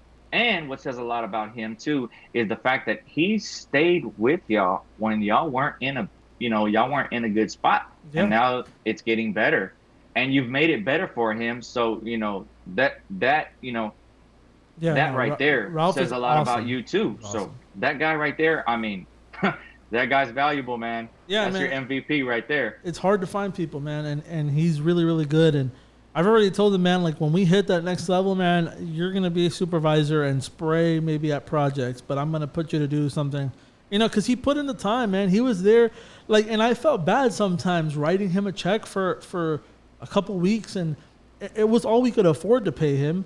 And, he wasn't getting a job anywhere else, so he was grateful anyway. He was always grateful. But it pained me sometimes to see that I could only afford to pay him $340 or $400 for 2 weeks of work. It hurt. And sometimes they don't understand, like, people on the other end of it think like, oh no, they're just being cheap or something. Like, no, at that point, that's all I could afford. Thank God I had him there, because now he's getting compensated fairly and he's happier. But for a long time, like, you don't think that it hurts the people running the business. It does. Like, I saw him busting his ass, and he deserved more back then. And hopefully, now that he's at a different position and we trained him and gave him these skills that he's going to have forever, Hopefully, in his mind, he feels like he was fairly compensated for that time where things were rough, because it was hard. Yeah, it was hard, and you gotta give it to him for sticking that out, because most people nowadays, they won't, man. They The won't. minute their check, they feel their check is a little short, like they're gonna go somewhere else. And he's stuck it out, he's stuck with it, and now it's getting better, and I mean, and his skills are getting better every day. Yeah. I mean that I mean, like I said, I keep thinking about it, that he actually took a picture, Send sent it it to to me. you, told you about it, and told the customer. Yeah. It's Like that is unheard of. and That is unheard of. the customer, it gets so much more at ease too, because if they had any skepticism about you or the honesty of the person, it all goes away when you tell them, "Hey, I made a mistake. I'm gonna come back and fix it." Call Dan in the office and he'll schedule you. That puts them at ease, and the next time, when you tell them you're done, they're gonna believe you, and they're gonna be more than happy. They're gonna trust everything you tell them from that point, because there is too many people, like you said, who wouldn't even own up to it. So No, they wouldn't. And when they found out, they would deny it. yeah, they would say it was something that they did or something like that. Where remember the thing I sent you with the guy who said that it was non-skid on the. Non-slip on the wall. What? Yeah, he had it on the walls and on the outside of the bathtub. Yeah, you get people like that, man. But anyway, so I have some more questions for you. I just want to keep. So Sure. Yeah. okay. So what is one thing that motivates you? You could say in general or specific to this industry. Like, what is one of the biggest motivators for you? Wanting to improve, on myself, on the qualities that I possess. I pull from everything. I'm a really big reader. I read a lot, and I want to know so many things. So that's what motivates me, is like, what can I learn? What can I learn that'll bring more value to myself, more value to my customers, more value to the business, more value to family, friends, stuff like that. I just want to be of value. So that's what motivates me, is how can I be better so I can do better. Yeah, That's what motivates me. that's one of the things. It's hard to put into words sometimes, but that's one of the things I really love about when you're starting something, is the learning part of it. That's because you could always pass on knowledge, and I really like I like that. I like doing that. I like helping people, and that's awesome. That's a motivating thing, because you're gonna learn a lot as you go through things. You're gonna learn a lot about reading people, the type of customers. You sometimes, even on their voice, I could already read what kind of person they're going to be. You know what I mean? And you learn a lot of things about about people individually. You learn about a lot of people different. They have different cultures. Like sometimes we have people who they want shoes off in their house and stuff like that. And also when you travel, you learn a lot of things about like we're doing this thing in Puerto Rico, and you learn a lot about how much actually goes into moving a crew from somewhere else, and you need to have an outline of where's the closest hardware store and all this. You need to know all this stuff before. You kind of have to learn how to scope out a project and stuff like that. There's a lot of things to learn, and those are things business in general, but for this there's a lot of things to learn. Yeah, and that right there, I mean, going to a place like Puerto Rico, which it's necessary to cross a body of water. There's a lot to think about right there, and especially you're going to be on an island where it's probably not, the resources are probably not unlimited. Yeah. So it's a lot of prep work, and a lot of basically just putting everything in order, checklist. Yeah, and it's awesome to, thankfully, my dad, we had a project like this before. It wasn't in Puerto Rico. It was in the Virgin Islands, actually, which is even more remote. Okay. It was in St. John, which is connected to St. Thomas, but you can only get to St. John by ferry boat. Very, very, very. Like it was like the scope of that and to put that thing together was a headache. I mean, like the shipyard had our material the whole time, but they told us that they lost it and it was a whole mess, you know. Like, but like it was just insane. But over there, like, it's a lot more remote than a place like Puerto Rico. I mean, over there, there's almost no resources. There is no Home Depot. There's a Home Depot in St. Thomas, but like I said, you have to get to St. John, which is a different island, and they don't have an airport. You have to get there by ferry boat. And my guys, I didn't go to that project. My dad managed that one, thank God, because I was, you know, it was a while back. I was still new, and I was like, I don't know how the hell I'm going to do this. But, you know, he kind of showed me, like, hey, you got to know where the hardware stores are. You got to call up the mom and pop shops because there's a lot of them over there in those types of places and ask them and make sure they have these things that you might not have or you might need if it runs short. And, like, you know, we found out that everything pretty much had to be sent over by cargo ship because our material is flammable. Bondo is flammable. I learned that. I didn't know that. A lot of things that we needed over there, like, pretty much all had to arrive by ship. And then you got to learn, you know, things about bill of sailing and, like, our bill of lading and all these things and these classifications for material. And it's just, it's a learning experience. But then something like this one comes up and I kind of already have a framework to go from. And this one I'm actually going to go to. So I'm nervous, but I'm also excited because going somewhere like that is beautiful and it's a good opportunity too. Yeah, that's exciting, man. I'm happy for you because that right there, I mean, think about it. How many people in the refinishing industry have actually done something like that? Not a lot. And here you are. This is going to be your second time. You know, maybe first time to Puerto Rico. You've been out there to, you know, right next door to Puerto Rico. But this is going to be like, you know, where it's like Bathtub Guys isn't new to that, but it's like your first time, and it's something so unique that not every refinishing company gets to do something like that. That's awesome. I think part of the reason is a lot of companies don't really, I honestly believe this. There's too many companies that don't really trust their own ability because what other reason would you have? Like, it's already understood by hotels. If they're calling someone from the mainland, it's going to cost them more. Cost isn't the issue. And the hotel in St. John, they paid all of our expenses, flights, food, everything. And on top of that, they paid for the service because you got to think about it, man. They need it done. At that point, they don't care. Whatever you're going to cost is probably less than what it'll cost to get a plumber out there to replace them.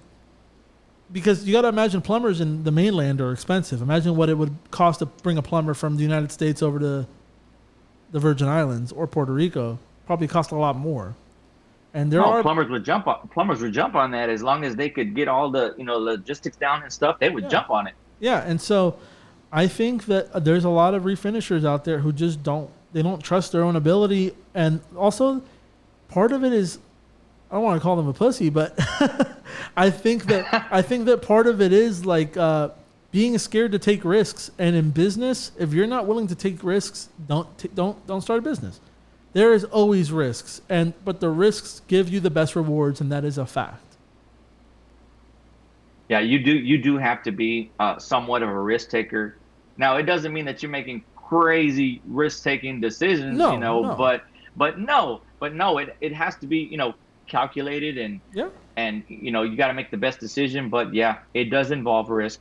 It involves a lot of risk. Yeah. So yeah, don't be afraid. Like, to all the refinishers out there, don't be afraid. Don't be afraid to try new techniques. Don't be afraid to try new products. I know a lot of guys, they want to, you know, stick with the same machine, use the same gun, use the same products, do the same thing that they did last time. Yes, that's great. That's good. Do it if it was a good outcome. But don't be afraid to, like, play with your products and tweak it here, tweak it there, try a new spraying style. Don't be afraid of any of that. Yeah, technology changes, man. Technology changes, it advances. Technology changes.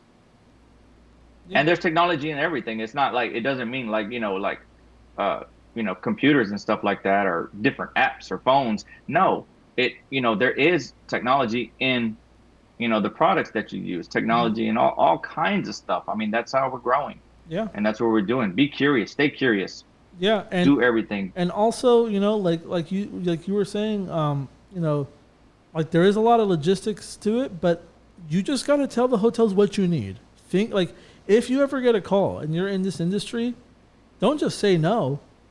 At least give yourself a shot. If you know, like, hey, I can do it, but I need 10 grand up front to buy material, and I need this, and this, and I need accommodations, and I tell them, because maybe they will be able to do it for you. You never know. And if they say that your asks are ridiculous, well, then tell them to find someone else. But don't ever not try.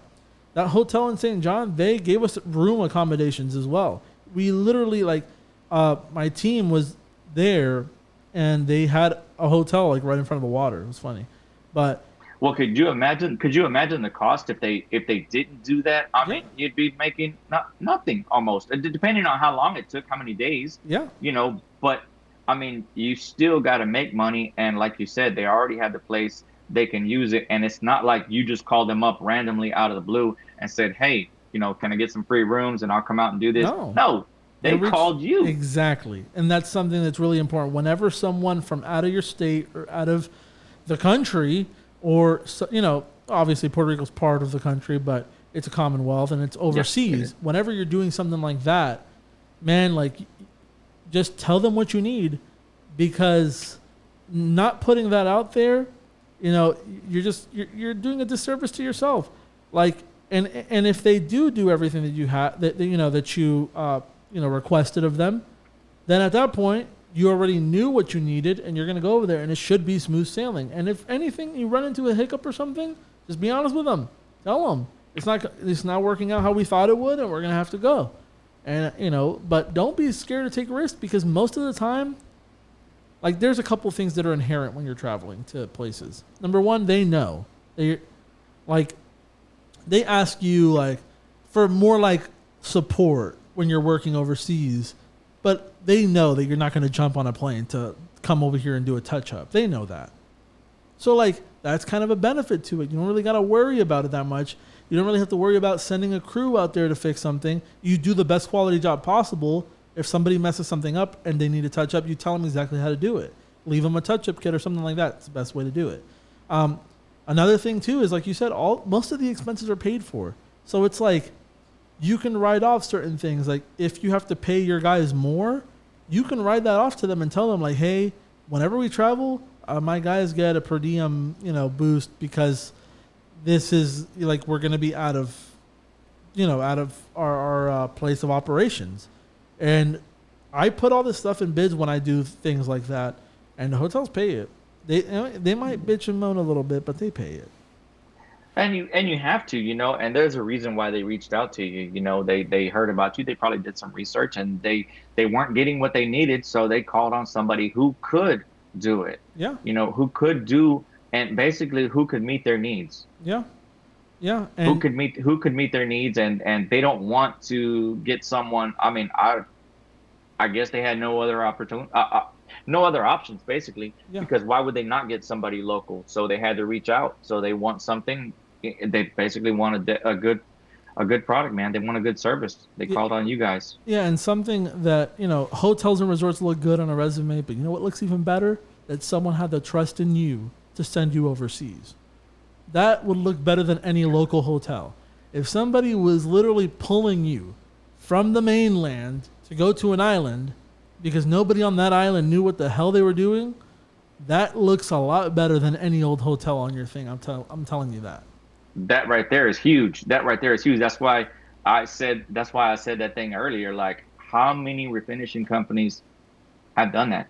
Not even the big ones. Y'all have done it twice. Yeah, and I don't even think the biggest one, Miracle Method, does that. I don't think that they do that, because I've never heard of them doing anything like that. Yeah, exactly. So I have another question. So, okay.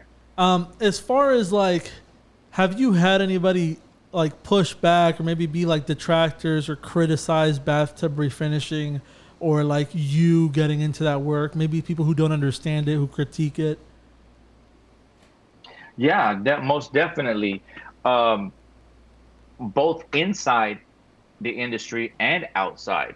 Okay. Most people think like, oh, and this is not to like say one is better than the other, but I'll just say it exactly like it is. A lot of times people want to take this industry like, oh, well, you're not painting cars. It's not. Yeah, hear it all the time. Hear it Harder all the than time. painting Oh, well, cars. I've painted cars or whatever, and it's like, oh my God, here we go. So, but their process is different, completely different environment. Our process is a little different. Actually, it's a lot different. The technology and the So material is a lot different too. yeah, it all plays a factor. Environment, material, the way we do it, and you only get one shot. Yeah. You only get one shot. We That's can't go back and wet sand and multiple times and dry it out and do all kind of things. You get one shot to do this right. And that's why I say, in my opinion, if you hear somebody, they say they painted cars, they might be excellent, they might be great, they might be able to lay it out like glass. But if you hear of a person that is refinishing bathtubs or tile walls or something like that, and they're getting it right consistently, believe me when I say this, those guys are doing the process, they're doing it right, and they're getting it done in a way that they can't go back and fix things. hmm Not right away. yeah, It and has to be done the right way the first time. I would argue that a lot of people who paint cars probably couldn't refinish a tub on the first try, but vice versa, a tub refinisher would probably have a really easy time painting a car. Um, It's possible. I It's possible because believe some that. guys are really good. I know there are some that are good, but every single time I've heard someone say, I paint cars, and I ask them, like, sometimes I have customers like, oh, that finish looks a little off. Like, I paint cars, so I know. And I'm like, well, mister, if you paint cars, why didn't you paint it yourself? And then they're like, oh, well, it's not the same thing. I'm like, exactly. Not the same thing. So, and I've had a couple people who we've tried out before, and they think that they know how to spray, and this material is just completely different than what the stuff that they spray. Like you said, they have a margin for error. There is not really a big margin for error in this. No, no. I mean, everything can be fixed. Yeah. Everything can be fixed, but the process that has to be done in is like if something goes wrong, and I mean like horribly wrong. Mm-hmm. Like I'm not just talking about, oh, something fell in the finish. That's an easy fix. Mm-hmm. That's an easy fix. That's not what I'm talking about. Like, you know, I've never painted cars, Mm-hmm. but I do know that process is very different than this one. Yeah. So yeah, they can't. They. I don't think we would be able to switch back and forth. Mm-hmm. Although some guys are really, really good, but this here, totally different. The process is done differently. The spraying is done differently. The product sprays different. Mm-hmm. And then it depends upon the sprayer, who's ever spraying it, how they thinned it out, how they prefer to spray. Mm-hmm. And one of the big things is like some guys can't spray with both hands.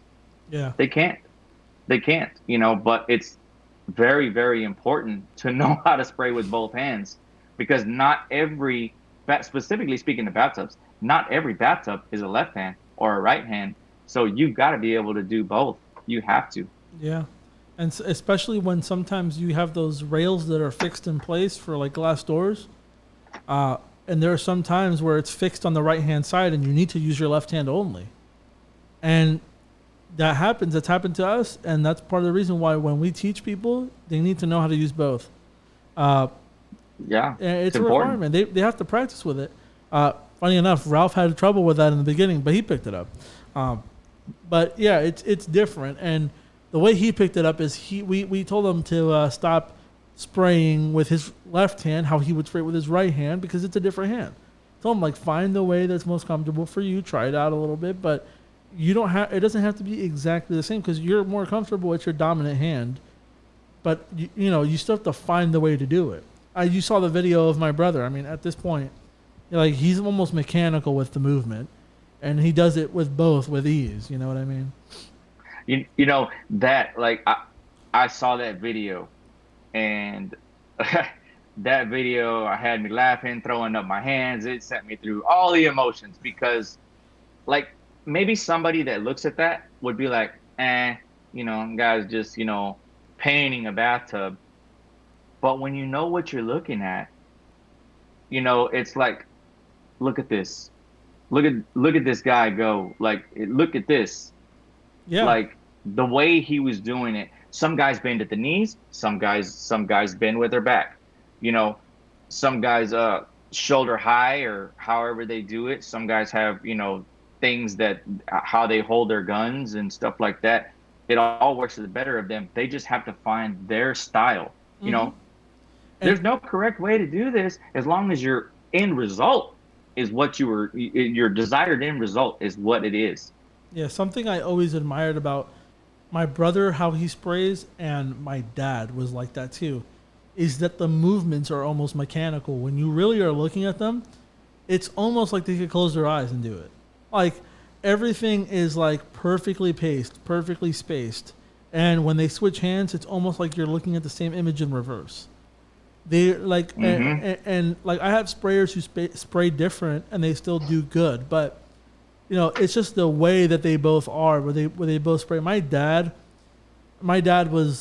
he sprayed differently. He got the tub shiny, but not as shiny as Alex gets it. But my dad would have a tub, and it looked like it was brand new out of the factory when he was done with it. I mean, there would not be one speck of anything on that, and he's had tubs that have lasted 15 years from when he was in Massachusetts, and people were calling like, "Oh, is Joe still doing tubs?" I'm like, "No, we're in Orlando, and also he retired." Like, "Oh man, well he did my tub 15 years ago," and it's like, "Geez, man, like when you really do this stuff properly and you know what you're doing, this stuff lasts forever, man." And think about that, 15 years ago, and the guy called and asked about your dad. Again, yeah, that says something. That's he made impact. I'm going to tell you a little side thing too. So I told you about that hotel that has 1,800 rooms, the Universal Hotel. And funny enough, when I got a call from that hotel, because my phone number is the Bathtub Guys number, but it used to go right to my dad's number. So when I called the guy who's like, he's like a regional kind of guy for Lowe's hotels, I called him and he's like, "Why is it ringing up Joe?" And I'm like, "Oh no, that's my dad." He's like, "Have I worked with your dad before?" And we started going through it, and I found out, like, yeah, he worked with my dad, and he still had his number.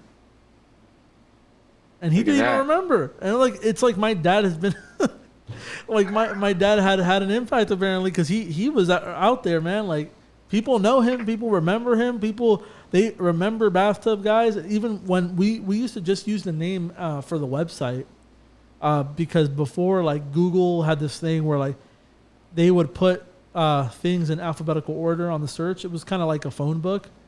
But then they realized that doesn't really work because people usually click on the first thing.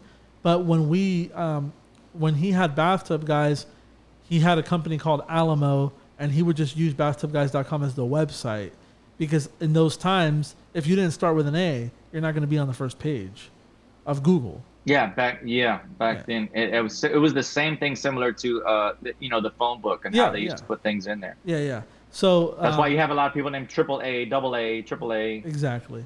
And so he had Alamo Refinishers and then another one, but people still remember like his name, and sometimes I get calls and they ask for Joe, and I'm like, "I'm sorry, man, he's retired." But you could put it, he made an impact on people. He really did. And still making an impact on people. Yeah, I mean, he. The other day, I had an issue with a compressor, one of those HVLP ones. I'm like, I don't know what the heck's wrong with this thing. It was just working, randomly stopped, came in, and it was like a power cable. He switched it out. He showed me how he fixed it, and he still helps out, like when he, with the stuff that he can. Obviously, he can't really spray. He could spray if he needed to, but he doesn't really want to. And I understand that he's up there in age, so, but he's still like, he helps out and stuff, and when he can, he jumps in and helps us out. So. That's really, really cool. So what is some things that you love about like the refinishing industry, and then like some things that you're not really, that you hate or don't really like? You don't have to say something that you hate, but maybe something that you're not too fond of. in the refinishing industry? Uh, well, in the refinishing industry, one of the things that I'll just start with the worst part and end off with the better part. One of the things that I really don't like about the industry is that basically people undervalue the industry and what it actually what its capabilities are for the customer, Mm-hmm. for the end user. Like a person who owns a home or has rental properties, they can definitely benefit off of this, and they know the value of that. Versus a commercial property, which can give you, lots of work in one job, one project. They can give you lots of work, but they want to act like it's a product. And Mm-hmm. the more that you do for them, they want a less, they want to get charged less. That's fine. That's perfectly fine. They can get, something less, for more, but that's fine. But still, you're going to get the same quality of work, Mm-hmm. you know. Um, so that's one of the things that I don't like about it is the kind of the way it's viewed. And, just to say, honestly speaking, this is part of our fault, Yeah. in the industry because number one, we need to ask ourselves, what in the first place did we do that allowed people to be able to view us as such, to view us as, lesser? I mean, people are always going to compare.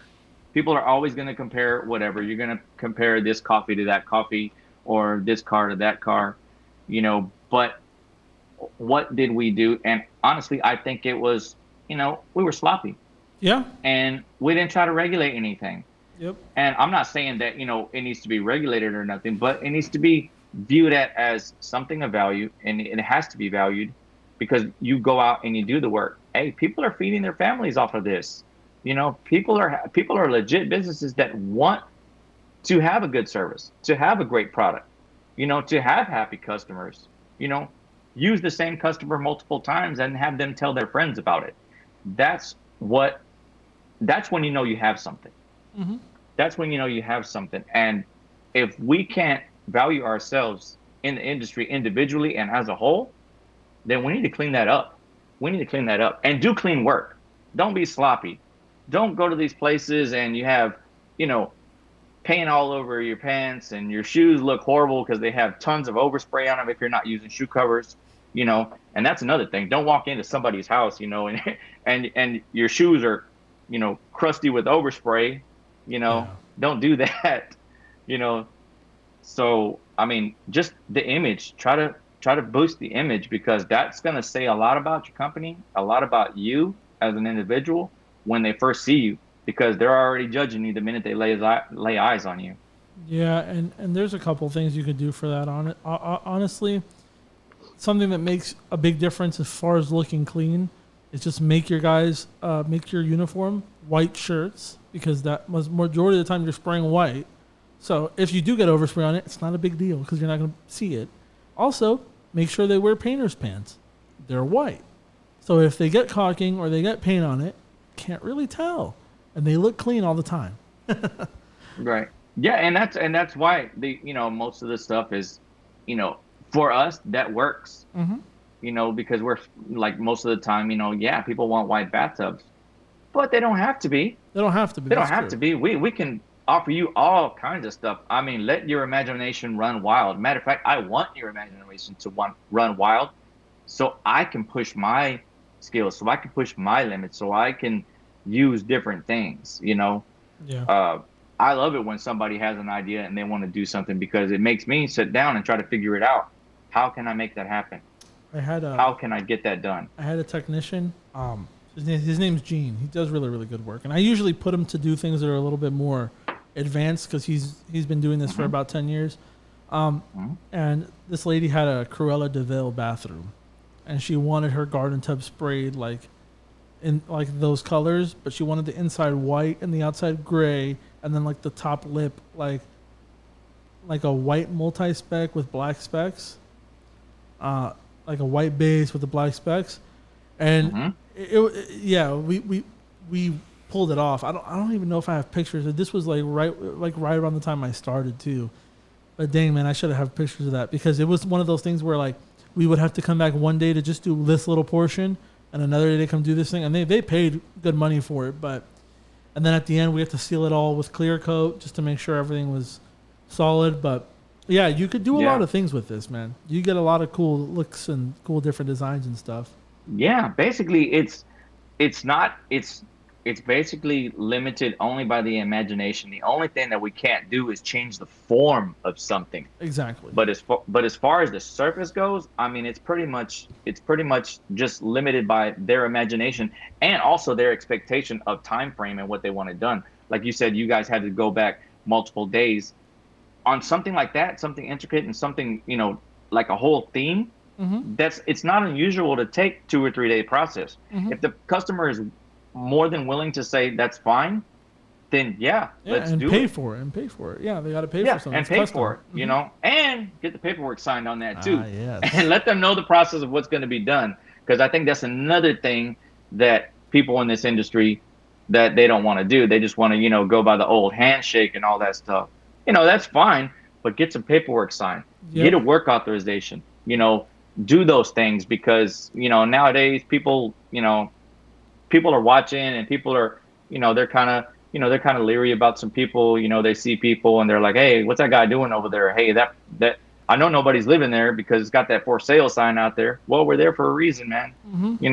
Yeah, and trying to help it sell. You sell you also got to tell people the job expectations and what's going into the things that you're doing. Not only does it add value to the work, but it makes you look more professional. In all honesty, people feel like they're getting more when they're explained and they fully understand everything that you're doing.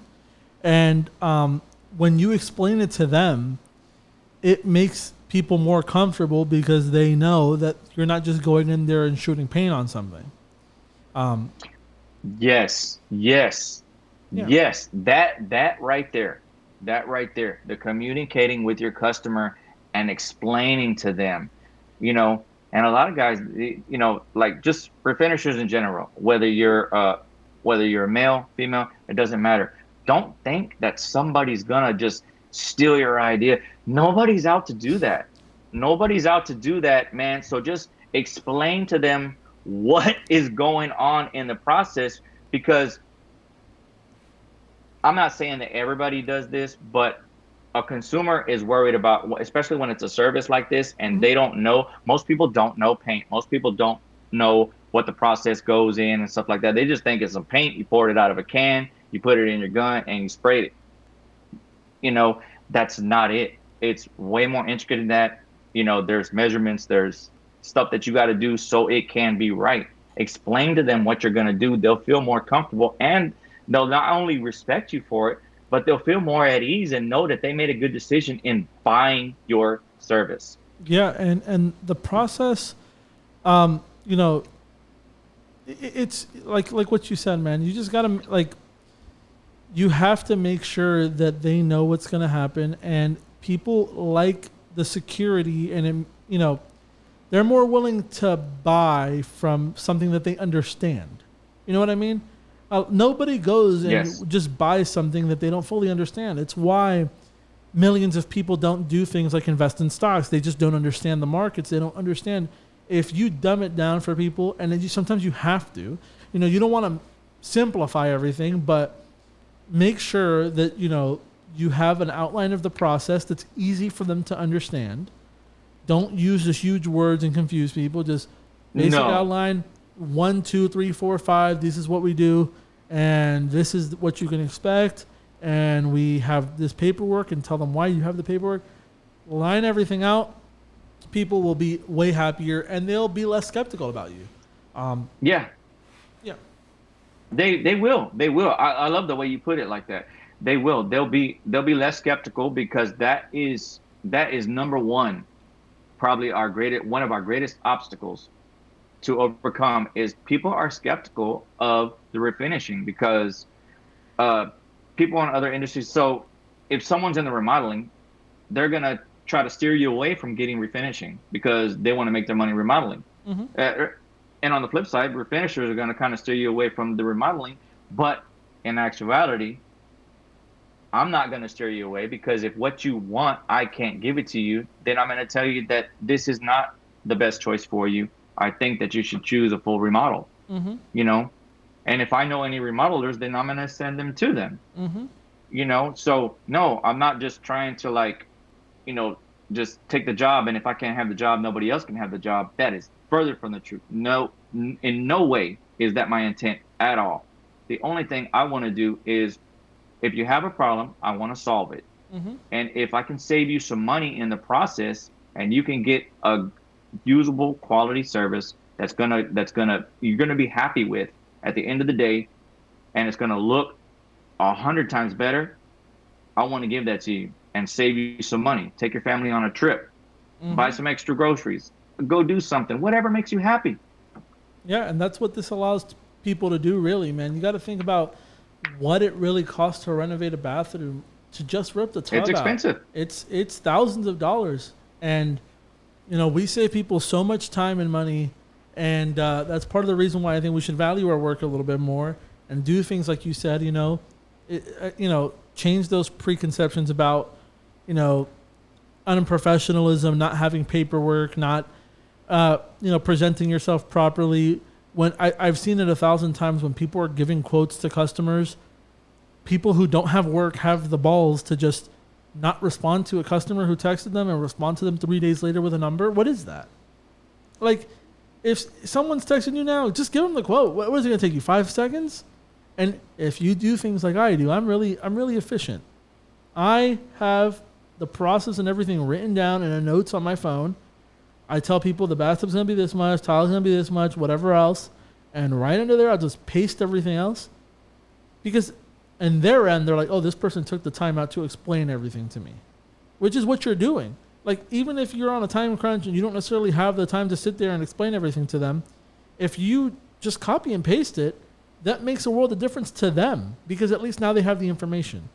Also, it helps you in the end because you have proof that certain things were communicated. It helps you. Right. That's definitely true. Mm-hmm. Yeah, That's definitely true. If you say the AC needs to be on at a certain degrees and they turn it off because for whatever reason and the house gets to 85 degrees and everything starts to run after you leave the job, you can make it very clear to them that, hey, we told you the AC needed to be. And when they say, oh, well, I don't remember you saying that, you show them the message you sent them. It's happened to me before, and now they got to pay for it, unfortunately. Right, and a lot of guys, they don't know. Well, I can't say that. That's making an assumption. I can't say that. But the temperature does play a huge factor in how this material cures. Yeah. And that's one of the things. Like, see, some people, maybe a lot of the thing is because people find out about the industry. If they do find out about the industry, then they go buy the equipment. They find a place to buy some product, and they do the process. That's good. That's great. Get into it. If you want to do it and you're business minded and you want to do that, great, do it. But seek out the information, try to better your skills, and ask questions. Don't be embarrassed to ask questions. Yeah, and people who are operators, there's a lot of people who like me and you have talked about this before, but they are afraid of some big conspiracy that everyone's trying to steal their ideas. And the fact of the matter is, you didn't come up with this idea. Nobody did. Like, these things are old as hell already. This is an industry that should have advanced a lot more than it has. And part of the reason is there's a lot of gatekeepers for no reason. There are people who pretend like they have the fucking miracle material and straight up lie to their customers saying that they manufacture their own material. There is, I know. Things like that hurt the industry. You cause confusion. Like, yeah, you're going to get a couple gullible people, but when people ask around, what do you want me to tell people? If you're out here telling people that you use some magic material, like, you want me to lie to them for you? No, I'm going to tell them the truth. And then your whole shit is like, now their preconception of you is, I can't even trust this person. They're lying. They're lying from the beginning. It's like, well, what else would they lie about? Yeah. So, and there's... Hold on, Daniel, 1 second. Sorry about this. I got to grab something. Yeah, you're fine.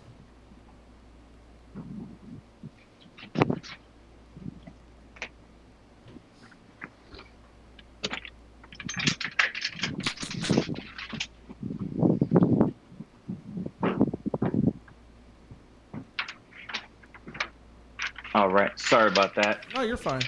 So You'll probably have to edit that. Yeah. I mean, I might just leave it in. It wasn't that bad.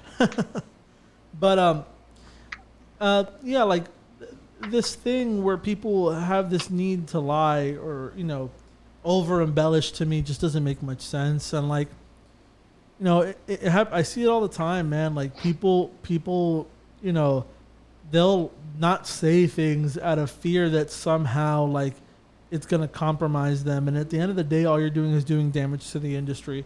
It's like we talked about the first time we talked. Everything you know and you don't share, when you die, it'll die with you. And if you don't take the time out to share and pass it on to the next generation, the thing you did that put food on your table is not going to exist. This industry is something that should be the first thought of the consumer, not something that they find out about later on a blog. This should be like, oh, we're going to renovate the bathroom. Well, the tiles in the tub are good. Let's just, refresh them. There are people who literally rip out the tub and tile and they put basic white tub and tile again. And they spend $500 or $600, $700 sometimes when they could have had that for $600-$700. And it's because they don't know. Yeah. Well, it's not out there. And the reason it's not out there is because no one wants to push it as the first option, but you should. Mm-hmm. You should, not only because it's what we do and what we do to, as business owners, that's what we do, but also, even if you're not a business owner, if you're an employee of a refinishing company, tell people about it. Tell people about what you do, because somebody may not be aware of it and be in the situation where refinishing would be the perfect solution for them. Yep. Versus spending, $5,000, $6,000, $7,000, $8,000 on up. Now if they have that kind of money on hand to do it and they want something that it costs that much to do, by all means do it. Mm-hmm. But you're right, it's horrible when they spend a bunch of money just to replace the same basic one when they had an option but they didn't know about because nobody wants to talk about it or promote it. You know what hurts even more? When they take out a cast iron tub and tile and they install a tub enclosure that's fiberglass. And that hurts. There are people who do that here, man, and it hurts, man, because those things suck. And if you're gonna live there, those things, for what they're worth, I guess they're okay, right? But I mean, they're not gonna last like like a cast iron tub or a steel tub, or even like those antique claw, bathtubs. Those things are awesome, and those things are gonna last forever if you just take care of them. Yeah. I mean, if you neglect anything, it's not gonna last. That's true. But this is just me just thinking out loud. I think there's only two reasons that a bathtub refinishing or reglazing or resurfacing or whatever you want to call it.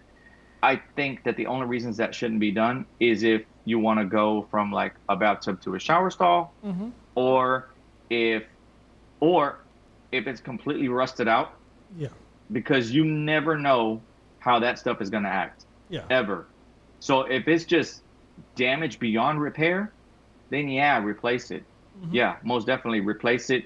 Don't do it. Because I know I won't touch anything that has a whole bunch of rust on it. I'm not even going to take their money like that, because I know that, in a few months that it could resurface. And it could be 6 months. It could be a year. Yeah. But I'm not gonna do it. I'm gonna be honest with them and tell them, like, hey, I'm not gonna do it. Yeah. I'm not gonna do it because of these reasons. Not that I can't do it, but it's not in your best interest. Yeah. And sometimes I get people, I always tell them, like, it could last a year, it could last a day or two, because rust is unpredictable and we can't flip the tub upside down to see where it's rusting, and there's no way to know if it's penetrated through the steel into the porcelain yet. So, like, when I see a little patch of surface rust, even then, like, theoretically we can clean it out and it comes out with the acid etch and stuff, but you never really know how bad it is. So anytime there's rust, I don't warranty it, and I make that very clear to the customers, and I also put it in the warranty information for them, because rust is one of those things, and I agree. But another thing that I would add to that is fiberglass, to a certain extent, it reaches a point where there is no return. Fiberglass, if you clean it with things like Comet or Soft Scrub or like Ajax for too long, the fibers actually become brittle, and you can fix a crack and patch it up with Bondo. It's just going to open back up on the other side, even if you put support underneath. You could put foam underneath, but at that point you're rerouting the crack, because the moment they step on any weak spot again, it's just going to crack right back open. And if it happens 2 times to a customer, I tell them you got to get it replaced. You just got to get it replaced. And you know, I'm very honest with people about that type of thing. Fiberglass, Yeah, it sucks. yeah. The fiberglass, yeah. That, like, if I were to compare the two, I'm definitely going with the cast iron bathtub, or something, some type of metal over the fiberglass shower, because if it's too old and it's become brittle, depending on what they're using on it, like, nah, that's just like a recipe for disaster. Because, you know, I don't know how tall the person is that goes in there, but I mean, I've repaired tubs where they're just like, hey, can you repair this? And it's like a whole heel, you know, almost a whole foot went in there. So it's like, I kind of don't. But this was before, you know, when I was an employee, and I'm like, yeah, it could be done, but I'm actually going to call it in, because I gotta let it be known what's here. Like, I gotta give I gotta call in what I'm observing. I gotta call it in. Yeah, and we used to do this place in Haines City called Greenleaf, and it's a old like resort, but they have everything's fiberglass because it's built in like the late '80s. Everything is fiberglass, and we had one room that would crack all the time. And you know, these places, they don't want to hear, oh, I have to replace it, so we just kept repairing it. One day the guy calls me, and I told him, like, I told them, like, you got to replace it. We'll keep fixing it, but we're going to keep charging you. One day he's like, what's going on? Why can't you guys fix this thing? I'm like, well, here's the problem. For some reason, when they build these places, be it houses or complexes, they don't put any mortar or any concrete underneath. And so they have no support. So as soon as they become a little bit brittle and you stand on the wrong side, it just cracks right open, because there's no structure underneath. It's just a piece of plastic. And in this particular room, there was a woman who was big, and it kept breaking all the time. So we had to use, it was something similar to, it was a product called Liquid Tub Liner, which is pretty similar to like Ecopel. I don't know if you've heard of that. I've heard of it. I never used it, but I've heard of it. Yeah, it's one of those pour-on like epoxies that's made for tubs. And we actually we got this stuff. It was before Ecopel existed. We wanted to try it out. We thought it was going to work out for us, but it ended up not working too well. But for this specific application, it was ideal because it was a shower floor and we could just pour it on. And that stuff is like this thick when it's applied. Like it's like this thick. It's like really like. God. Yeah, it's really good stuff. It's just it's tricky to apply, and But anyway, we applied it with the non-slip, and that was the only thing that kept it from opening up again, because it had that much material on there. But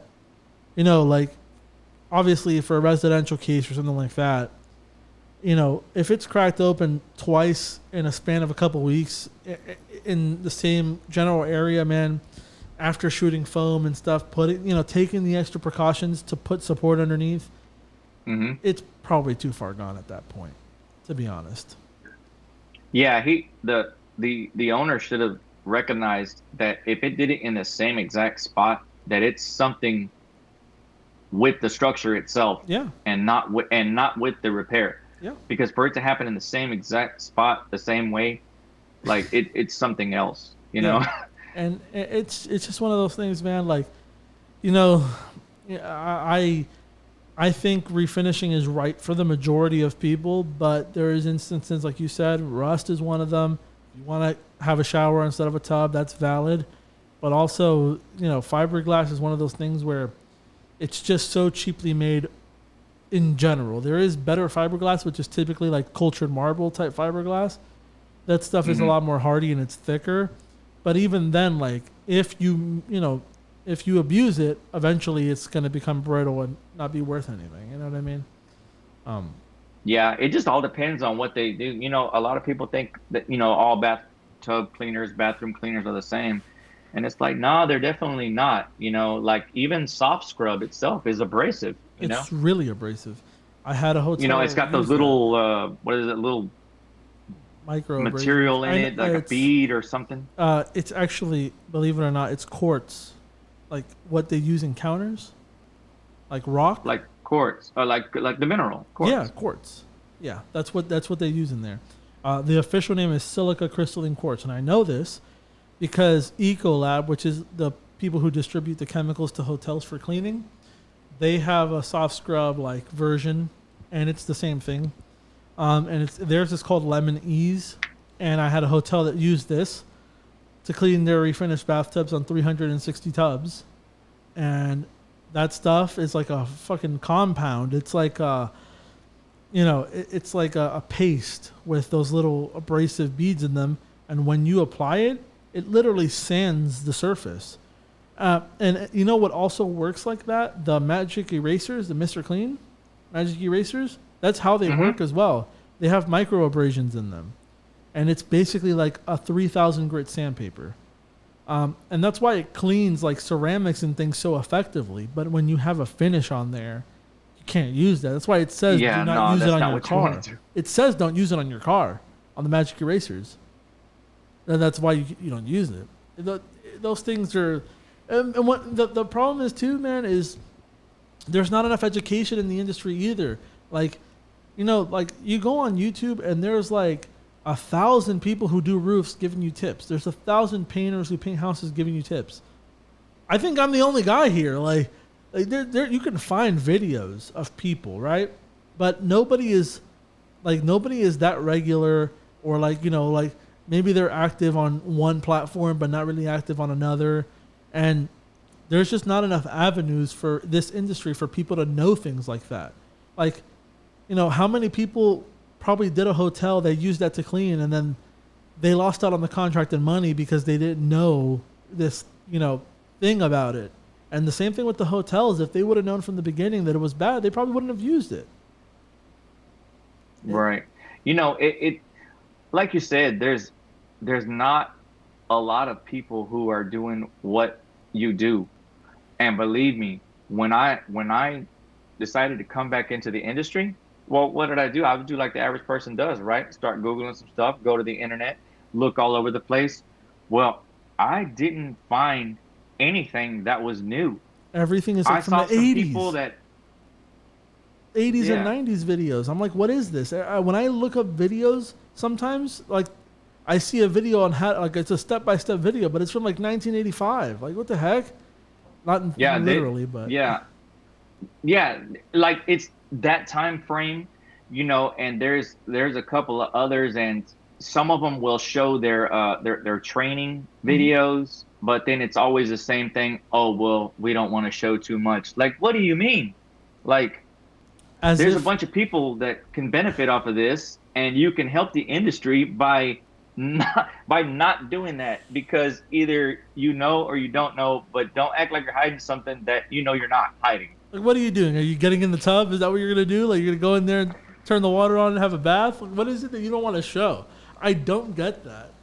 Yeah, I don't get that either. And you know what? Sometimes, honestly, it's a little frustrating when you're sitting there and you're trying to actually find something out, and it's not like you don't know, right? Like I'm saying, like I was an employee, at more than one company, so I learned from both, and I use different products from both. And I'm glad that I did that before I decided to go and do my own thing, because I know what an employee looks for in a company, and I know what they're going to run into on a daily basis, versus just like, like if I was just coming out like yourself. You started in the industry before you were an actual owner. You were brought into it and, basically raised in it. Yeah. So you learned and saw a lot. You observed so much, and you've been through so many things. So no, you're beyond the average. Yeah, and I feel like, but there's also there's not enough people who are educating the industry and stuff like that. But there's also not enough people who, like yourself, will go and reach out. There's people who, And I get that, like you said, sometimes you got to empathize with people. There are some people who are introverted who just want to watch a video and that's how they want to learn, right? And every other industry has that. This one doesn't really have it. And like I'm a one guy, I have people who help me, but when it comes to this side of the business, I'm like a one-man show. I do what I can, but I want to do a step-by-step thorough breakdown into someone's home, like how we would do the job, but I'm always tied up with something else. So I think it would be better for the industry if everybody started putting their stuff out there, not just posting a before and after, which anyone can do. And that's great. Right. It's great because it looks great and but a customer would also find probably even more value in a step-by-step 5-minute video, maybe with a time lapse showing what you're doing so they could see how much work really goes into it. And also it helps people who are coming up in the industry. And you never know, man. You never know if someone could be in Texas and, like they see you do a good job. They fly over here. They live in Orlando now. They call me up because they had a good experience.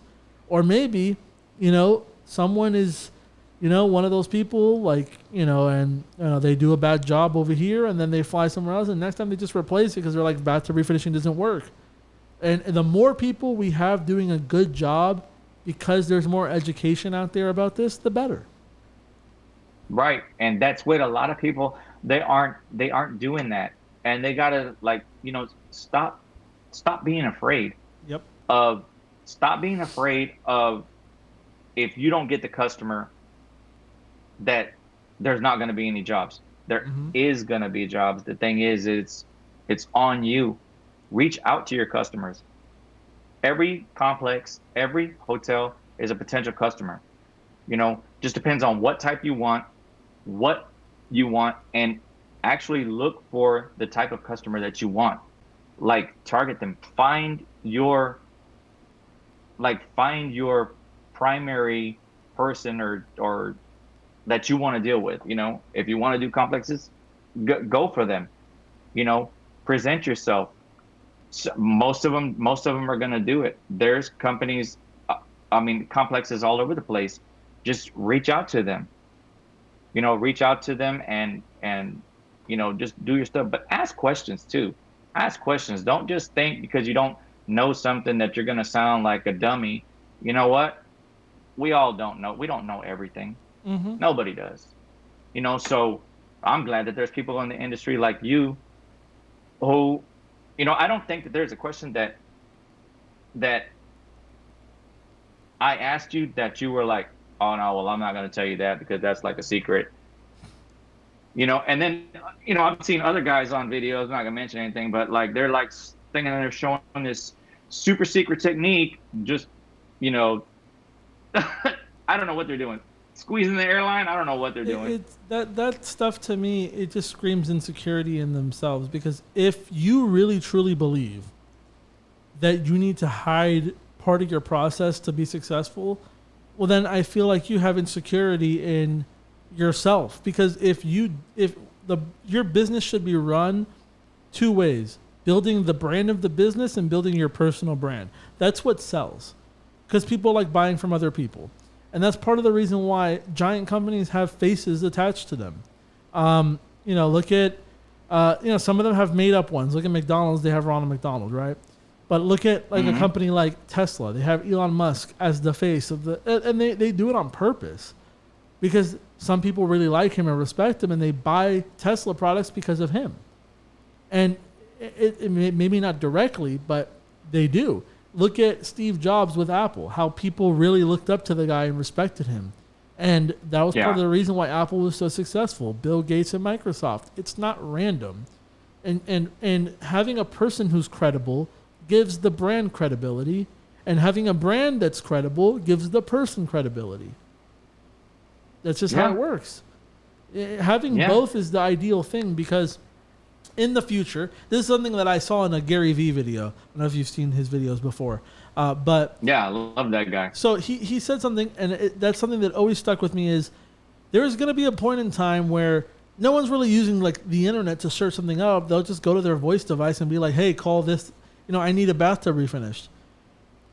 But if you make yourself the personal brand right? And you're, like me, let's say, everybody knows me in the industry as Daniel from Bathtub Guys, and someone says, call Daniel from Bathtub Guys. There's only one of those, right? There's a million Daniels, but there's probably only one of those. Right. And most likely what's going to happen in the future is that the voice device is going to be biased to whatever company it is, because the way it's heading, it's like an Alexa is probably going to go with an Amazon product to sell you. If you say, hey, I need toilet paper, they're going to send you the Amazon one because they make direct money off that, right? If in the future, they're probably going to have services under their name. They might hire a giant company to do bathtubs. And if you ask, oh, I need someone to refinish my bathtub, they're going to go with their guy, whoever's in the best interest of them hiring, right? But if you tell them, call me Daniel from Bathtub Guys, you need a personal brand to establish that. You need to make sure people know you.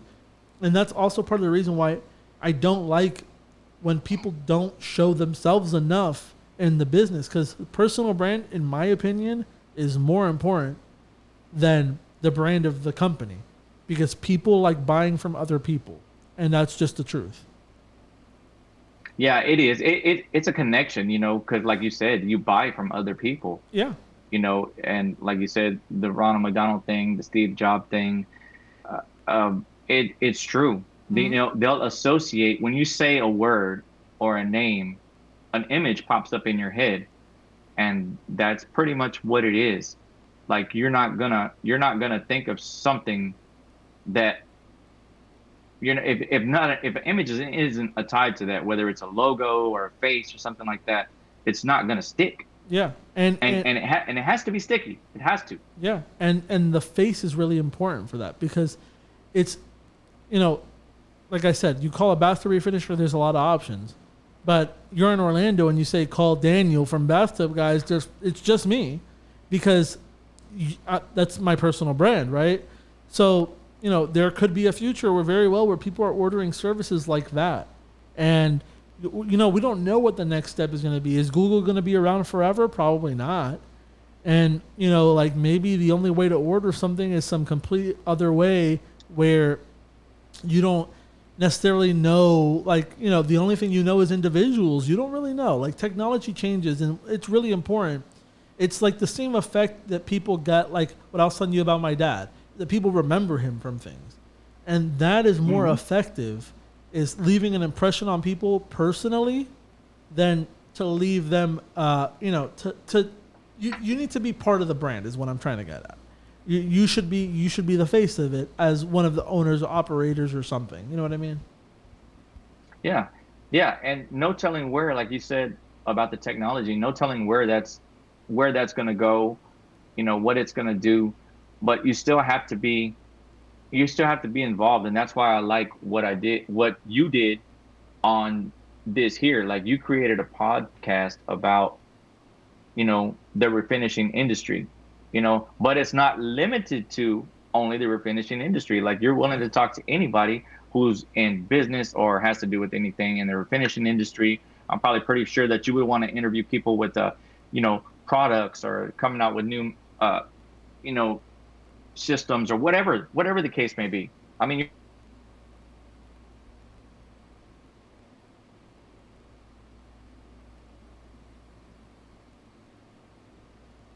sorry about that. It cut off. You were saying something about interviewing people, who had products or something like that. Oh, yeah. Yeah, it kind of cut out right there. So you created this podcast about the bathtub refinishing industry, and also it's not limited to that. Like, you didn't limit yourself. You wanted to talk to everybody, like, business aspects, whatever the case may be, different products and stuff like that, like creators of products, things, anything to do with the bathtub refinishing industry or business in general. Yeah. Which is good. And the refinishing industry is behind on that. Yeah.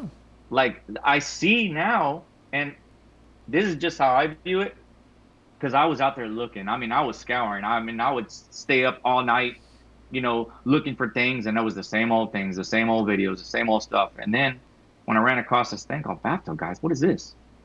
And I started watching it. I started seeing your tips, I started seeing other things, and I was like, man, this guy's doing it. And then I'm serious. I think I was probably like number 6 on your views of your first podcast. And I was like, this guy actually made a podcast about bathtub refinishing. This is exactly where it needs, and this is the platform, and this is where it's going to spring off from. Everybody needs to get on this. Everybody needs to hear what this guy is saying, because if he went through, the trouble of actually forming a podcast to talk about this, these people need to listen. Yeah. I remember when they used to think podcast was nothing. They used to think, oh, podcast is just going to die out like mini disc or, something like that. No. It's bigger than it's ever been. I only think it's going to go up from here. Yeah. And it's like what you said, man. Like, I was in that point. Like, most of the things that I know about business, I learned through other people, but I've noticed that specifically in this industry, it's so hard to find good, relevant information, and the people who do know things don't want to talk, because they think that they're they're threatened by it. And part of the reason that they're threatened by it is because they really believe that those things are what makes them successful. But in reality, most of the time, it's personal brand, and people know you. Like, most of the time I get calls from people and they're like, oh, is this Daniel? I've seen your videos. Like, that's effective. The fact that, I made that connection with them, they call me, they hear me on the phone, and trust me, at that point, the job is already 95% sold. Like, that's effective. True. True. To them, it feels like they called up Tesla and Elon Musk answered the phone. That's what it feels like to them. Yeah. You're exactly right. When they can see you, know you for what you do, when other people start calling you, when other people start talking about you and stuff like that, like, you're right. And I want to touch on that, what you said, one of those things where you said some people in the industry believe that it's this one little secret thing that they're holding back, that it's that, you know what? This industry is just like any other industry. It's not about gimmicks. Nope. It's not about tricks or this or that. Like, yeah, you might have a certain technique that you come up with, but you know what? Like, that can be copied. Yes. That can be copied quick. And anything that you bring in, any product, any HVLP system, any product can be done. It's you. It's you, the individual, and what you bring to the table as an individual. People buy from you, the business, the face of the business. People are buying from you. They're buying from BathTubGuys. That's who they're buying from. So when they feel like somebody else is doing it like BathTubGuys, guess what? They could buy your same guns, your same HBLP, your same product, your same this, but you know what? They're not BathTubGuys. Exactly. They're not Daniel. They're not anybody that has a part to do with BathTubGuys, because they have a different feel. And that's why culture is so important. Yep.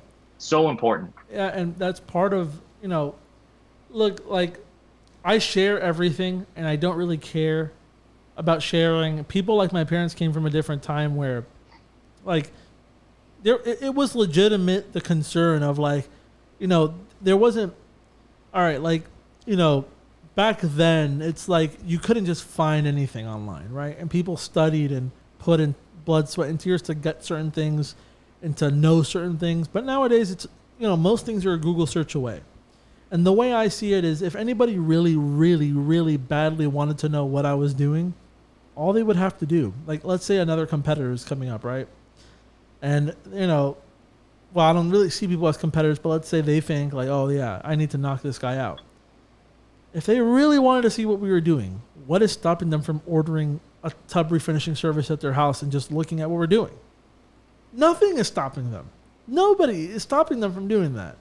What is, like, if you're one of those people who doesn't advertise their price because you're scared that the competitors are going to undercut you, newsflash. All they have to do is call your phone and pretend to be a customer, send you a basic tub and tile picture off Google, and you give them a quote, and now they know what the fuck you charge. Like, it's not rocket science. Like, it's happened to me before. And I tell people, I'm like, oh, are you another company? Oh, no. And it's like, I search up the number because they ask and they're nervous on the phone, or they're doing some top secret mission, and I see it's like some new company. I'm like, why are you lying to me? I'll tell you. I don't really care. Because at the end of the day, like, That's part of the reason why I advertise my price. I don't really care. Like, I feel like when I advertise the price, I'm setting the bar. Nobody else in Orlando for some reason advertised the price except for one other company, and they advertised $225. But I usually am more relevant than them, probably because we have more reviews and stuff on Google. But when people go on our page, they see $375, and that's the starting point that they're at. Now, anybody who's substantially cheaper, they're questioning. Anybody who's substantially more expensive, they're questioning, because the first number they saw was mine. Helps me. It helps. Now let me ask you this. So these people jump on there and they see your price. Yep. They see your price. And how many times have you been called because they went with the guy just below your price? Now, whether it was $5 or $25 or whatever, but they wound up calling you and paying more than if they initially would have called you in the first place. It's happened an unimaginable amount of times. It's so common, and the thing to me is funny is like they'll see, and this has happened so many times. I know that they're reading the reviews because they're like, oh, like when they tell me like this other guy's quoted me like $100 less, let's say, and we saw your reviews and we really want to go with you, but if you can come down $100 more, we'll give you the job. And it's like, wait, you know that I'm the better company, you know that we have the more established reputation, all of that, but it's not worth the extra $100. I tell them no. Then they turn around and then they regret it. And yeah, it's happened so much times I can't even count. But the thing is, the second time, they get it done right and stuff, and it's just like, yeah, it's one of those things that happens. I'm thinking of everything at the same time. How many times it's happened? It's happened not too long ago. The lady with the non-skid on the walls. It happened with her. I mean, not to knock that guy, man, but like, I really wish he would have said what actually happened, because I kind of want to know what happened in that picture. Yeah, and I like I said, I think it could have been a couple things. It looks to me like the gun might have just been dirty, or he has a gun that might be just for multi-spec, and there was some stuck in the line, and he didn't notice, because after which happens. Yeah, and that can happen, but it's I've seen it happen, and also sometimes with these HVLPs, depending on which one they're using, if the filter gets like dried out, it starts to crumble in little pieces, and it can actually shoot through the turbine and like in through the hose and out of the gun. So, but it's definitely something that, like, there is no way that it's non-skid. Like, come on. When we were talking about that, and it made me think back and stuff, and I wanna say something on that, and it's kind of along the lines of that. Thinking of mistakes that happen like that, and I'm really concerned not only for the customer but for the refinisher. But for the refinisher, and I'm gonna say this because when I started out, I didn't have much protection. I first started out spraying, and I didn't get sent out with, mask or anything. A fan. I had a half face mask and some safety glasses. I didn't have, what my exhaust fan was? They told me to turn on the fan in the bathroom. They just said, hey, flip this on, and there you go. So can you imagine that I was in a cloud of this stuff, basically looking like Pigpen from the Peanuts, and Charlie Brown. And man, I used to go home with my eyebrows and my eyelashes, caked up with product. Yeah, that's messed up. So take care, guys in the refinishing industry. Take care of yourself. Take care of your health. Because over time, when this stuff cures, like, it's not like when it cures, it's not, hazardous. It's not in the air. It's cured and it's fine to use. But when it's atomized in the air and you're breathing it in, or you're getting it in your eyes, on your skin, PPE equipment, man, use it. Use ventilation fans. Use it. Don't skimp out on it. Buy it, and it'll be, have that as, make it a standard. Yeah. Don't go in there and just try to save some money, man. I understand that it might not be in your eyes worth it at the time, but do it. If nobody's there, open the window, get some ventilation, do whatever you do, but please take care of yourself in this industry. There's chemicals that, once the problem is it goes in the air and becomes atomized, you know, and it can pass through. And if you're going back in there and taking off your mask, or using lacquer thinner without a respirator, I've done it. When I started, I was very young, and I did it. And oh man, when you start getting that tunnel vision from that lacquer thinner, and you're trying to spray, yeah, it's a little difficult, but And part of that is like we were talking about, lack of education in general. It's not just the business secret stuff. You can keep that stuff if you feel like you have some secret, whatever. Nobody needs to know. Nobody really cares. But things that are pivotal to the job that you like, even things like that help people, people coming up in the industry, and they respect you more for it. And, if theoretically you're selling a product or something, like, wouldn't you want people to, like, the best way to build trust with people is to help them out when you know something and they don't, right? So yes. Theoretically, if you are selling a product or something and you want people to buy that product, maybe you should like tell them things that they ought to know, and maybe build that trust so that when they see your ad for that product, they're like, well, this guy's always telling me the right thing. He's pretty honest, and maybe I should just give this thing a shot. And you'll have more people willing to do that. Also, yes, it looks good when a customer goes on your page and sees that you are kind of the authority of the industry, and you're helping, and you're always putting out tips and stuff to help other people in the industry. It makes customers look at you a little bit more seriously. Yes, and you know what? And that's true value, and that's something that cannot be purchased. It cannot be bought, but that basically has to be given by the customers. Mm-hmm. That's your credibility given by them by seeing the end result in your product, and you're not trying to hide anything. Now, let me touch on that about, people making products and stuff like that. I understand that, and I understand where they're coming from, but please do not lie about your products, mm-hmm. because people are going to buy your products. Hey, I'm a consumer myself. I look for products all the time. I want to find people. I wish people would, tell me about their products so I can try them out and use them. Mm-hmm. I might prefer one product over another, so if I don't know about it, then I don't know, and I want to know about it. So I'm going to try it out and use it. But don't lie. If you're trying to manufacture something, please be honest with the people. I mean, you don't have to be all honest and upfront. If it's a private label, okay. But when they ask about it, don't say it's some super secret formula and try to pass yourself off as a chemist. Don't do that, because it will not sell, and you will sabotage your own reputation, product. Your reputation too. Yeah, and then there's a difference, because look, we all know and we're familiar with or heard the term proprietary blend. Yep. Yes, there are those things.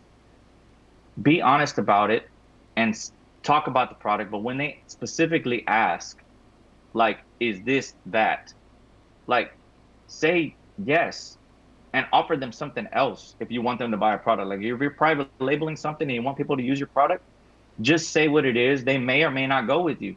Not everybody has the same capabilities.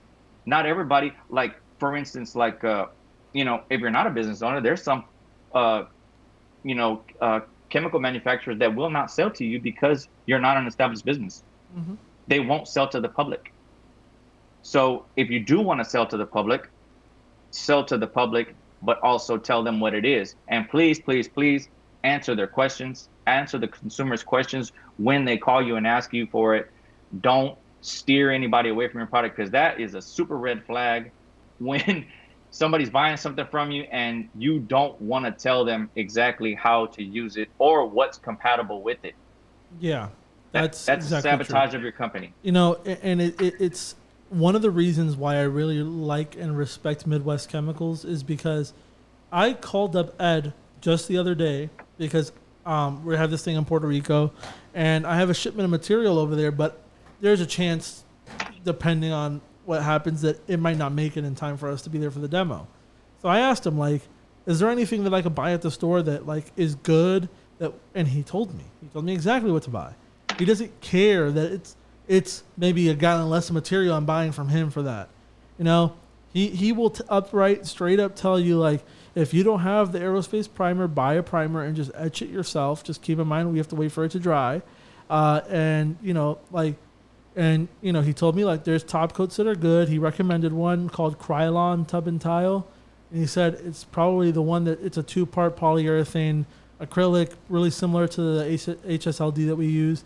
And he says it's mixed the same. So, for a quick project, like, he says he doesn't recommend using it all the time because he says a lot of those big box companies, like, they mishandle product and leave them under the wrong conditions and stuff. But he's like, for a one-off, for a demo, it's probably your best bet if your shipment doesn't come on time. And it's going to last a long time. But, that's something that not everybody would do. Some people will be like, no, I can't really tell you. I'm not allowed to, or whatever the heck. And just keep that from you. And really, I know, because I've done enough research, that nothing that they sell is exclusive to them. And that's the same with any manufacturer. Nothing is exclusive. These things are all they're all public research from chemists who study these types of materials.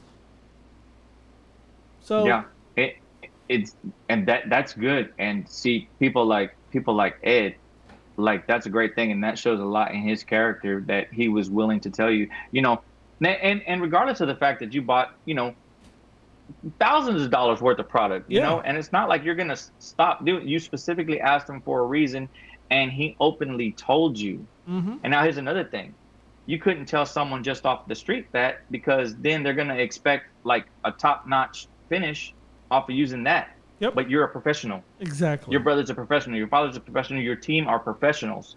Y'all know how to use those products. You can make a DIY kit look excellent, but it's not going to have the same atomization as you would if you used, your specific tools. Yeah, exactly. But you could use that, and that's where a lot of the DIY kits, like, when people buy them, and then it just comes out disastrous. But it's because they don't paint. And also, they don't brush, they don't roll, they don't do anything. They don't consult with a guy who's actually a chemist. Ed is actually a chemist. So he knows. It makes a big difference. He knows the molecular structure of these things, and he knows, the best way to get adhesion. And if you don't have the aerospace primer, which, because it has self-etching capabilities, there is other good primers out there, but you have to etch them yourself after they're dry, and that makes sense. And he explained exactly how you do that. Go over there, maybe get like a 300 grit sandpaper and just lightly sand the surface, scuff it up a little bit so that it receives the top coat well.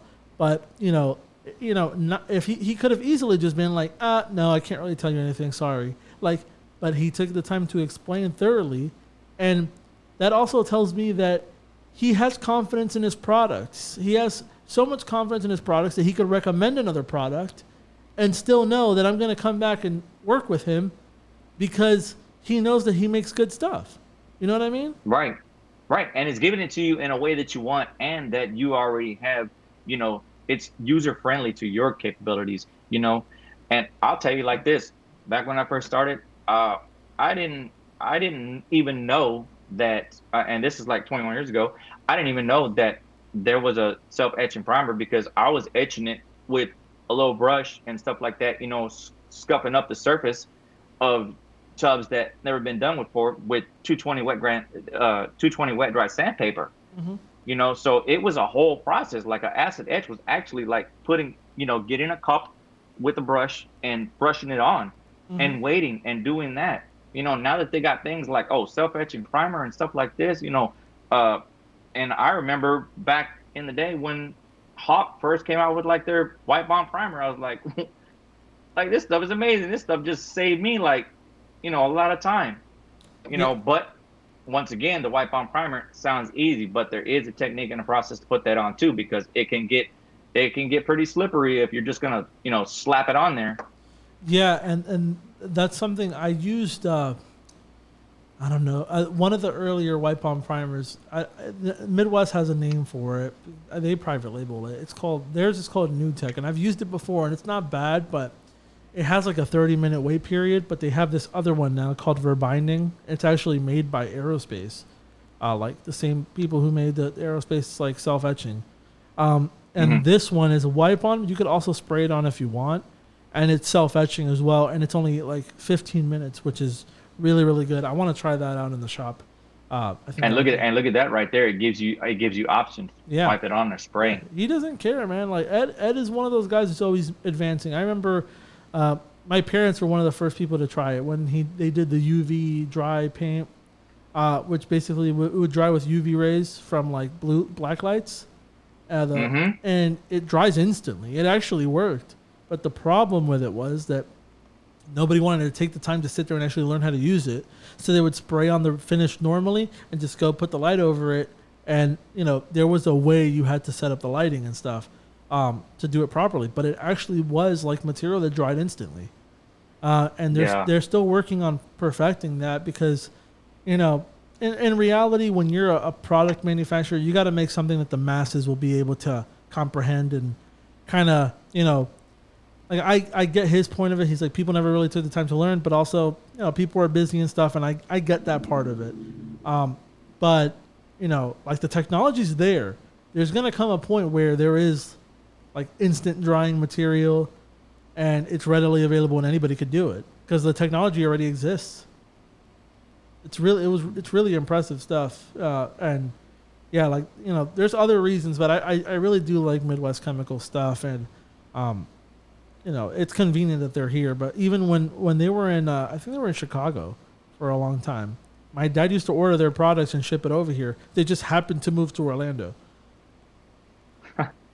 Good for us, but they're Oh yeah, great, man. That's what I've seen Midwest Chemicals website, and I like it. And it wasn't all about just selling the product. they have a whole Like they actually gave you a list of what could happen, what are the fixes, what's this, what that. It actually gave you something, a and not reference, just yeah. not just here buy the product. Which, number one, it's giving you all the answers and it's giving you the solutions to your problems already before you even buy it. Excellent. Yep. And then it frees up time for him to concentrate on Working. inventing new products or doing new things or whatever basically whatever he wants to do. And yes, you can call him, you can do this, you can email them, you can contact them, and if you have like an actual legit question, like call them up, find it. And that was what I saw the difference on their website with anyone else's. It wasn't just, hey, buy my product and I'm never going to answer your phone and I'm going to avoid your calls, and not calling anybody out on that, but Yeah, I really do respect him for that, and he didn't have to do that, but Ed is that type of guy where like he took the extra step to put common things that could happen to a refinishing that happens to anybody with any type of coating. All that stuff can happen: cross hatching, alligatoring, bubbles, all that stuff. And he took the time out to put the common questions and the answers and laid them all out there where it's a reference to anybody who's starting, who might not know what happened. And right there, they have the answer on how to fix it and what probably happened. He has the probable causes listed and everything. It's really, really great. I really do like that. yeah. And it's like educate the people, man. Mm-hmm. Educate the people. It's not for everybody. Refinishing isn't for everybody. Some people like to paint cars, some people like to paint furniture, other people like to paint bathtubs and countertops and stuff like that. Mm-hmm. There's something for everybody in this industry, man, but they have to get over that fear of not exchanging information. Come on, man. Yeah. Freedom of speech, man. We need to talk, for man. the exchange of ideas. It's like the scientific method, man. When they want to find out the cure to cancer, they don't have one scientist sitting there in a fucking room trying to figure it out. They bring together the greatest minds to get things done. That's what happens. And if you're somebody out there who knows things that others don't, and you don't speak up, it's like we said about earlier, your ideas will die with other people. But this industry is still at the point where everybody who shares information is going to be looked at in the future as the father of an industry. And every industry talks to each other. For some reason in this industry, everybody feels like they have to keep secrets. But like people who paint cars talk to other people who paint cars in different places, and they talk shop. In this industry, They talk shop, exactly. I've had people I've reached out to get on the podcast, and they just, I don't want to, they don't respond. And it's really, to me, it's disheartening. It makes me feel like there is legitimately people who don't understand like what I'm trying to do here. You know what I mean? Hey, what you're trying to do, I love that. When you said, hey, let's do a podcast, I jumped on it. You know what? I've never done a podcast. I mean, you can see me. I'm kind of like a little, fidgety and stuff like that. I've never done a podcast before. My first podcast. Thank you, Daniel, so much for even inviting me on this podcast, because, hey, there's stuff that I wanted to, like, I learn things from you every day. I mean, if we talk, I learn something from you. Even on this podcast right now, I'm always learning something from you, getting value from you. And think about it. I was in it 21 years ago, and I see a lot of things that haven't changed, and I've seen so much that hasn't changed. And there's like, who's pushing it? You are. Other people might say they're pushing it, and they're pushing it, but only so much. And that's what, like when you told me about Ed, I was like, oh man, I'm trying to find out, contact this guy. I'm calling him and ask questions and stuff like that. And, he answered a couple of my questions, and I was like, I got off the phone satisfied. Yeah. I got an actual answer instead of a bunch of runaround, hey, I'm kind of busy, let me call you back, which never happens. Like I said, I'm not calling anybody out on that, but I'm just saying it like it is. That's bad. A lot of people out there can benefit. Yep. So, well, do you have any questions for me before we get off here? We're about like 2 hours and 40 minutes into this thing. It's going to be a long one. Oh, wow, man. It's really, it flies when we're having fun, right? Yeah, man. I mean, we got to do it again, obviously, sometime, but. Let's do it again. Let's see. What I would like to ask you is just give, like, not only me for myself, but I like to ask questions that'll benefit not only myself, but benefit everybody, as a whole. Like, what are some of the quick fixes that we can do for us as far as like helping grow our industry, growing our business just on an individual level, and then we can expand on that. Okay, so I'm going to give you a couple of them. So something that's really, really important. This thing up over here. I'm sorry about that. Something that's really, really important is, as a whole, if you are a smaller company that doesn't have a lot of reviews, I would say incentivize people to share their good experience, because the more companies with higher star ratings, the better. It gives the whole industry credibility. If someone opens up a Google My Business link and they search a bathtub refinishing on Google and everybody has like 2 or 3 reviews, it looks like it's kind of weird. You know what I mean? When you search up a roofer, the first 7 people have over 50 to 100 reviews. So incentivize people who have a good experience to write reviews is one thing that's really easy to do. A good way to incentivize people would be like, hey, I'll give you $5 off if you write a review. That's it. That's what you got to do. Give them a gift card. Do something. Get people to write reviews. Another thing that I think is really, really important is to like talk to each other. That's one of the biggest things. It's so simple, but for some reason here, like it's something that in this industry that's just not done enough. If we communicate to one another, we will all be stronger because of it. If you know something that I should know, that's going to help me not make the mistake. And maybe the next time I'm not available, I'll tell them, hey, call this guy. And, it works like that. That's how things work. In other industries like cars, if the car shop is way too packed, they will refer you to a friend of theirs that does cars. In another shop, there's not this combative, like I always feel like I got to be on edge and like, keep everything to myself. That doesn't exist in other places. It exists, but the people who do that are like, let's face it, they're the ones who aren't doing too well. Like most people, they like to share knowledge and experiences because it helps the industry grow as a whole. And something that, anything like for example, things that we should be talking about. Things like the material and the technology behind it, and things that we might not like about the material and how it's applied. If we talk about this stuff, there are people who make and manufacture these things that can tinker and tweak things and make them easier for us to apply, to the point where it can come at there can come a time where anybody could just go in there and the material is so fantastic because of so much user feedback that we get like a perfect finish that you can just shoot on there more or less, and it comes out great. And the technology for the materials and the coatings advance, and it helps the industry as a whole. These are all things that I feel like every other industry has down pat, and this one just doesn't. Also, just make sure that whatever you do is like treat people the way you would want to be treated. Don't go and do a job just for the money. If the conditions aren't right, if they're not willing to pay for what you need them to pay for to do the job at a high quality, just don't do it. And like I always say, it's better to have them regret not going with you than to be the company that they tell all their friends sucked. That's just the truth. Other than that, everything else is it just all kind of connects back to that. Like, those are the things that I see the most wrong, especially not communicating.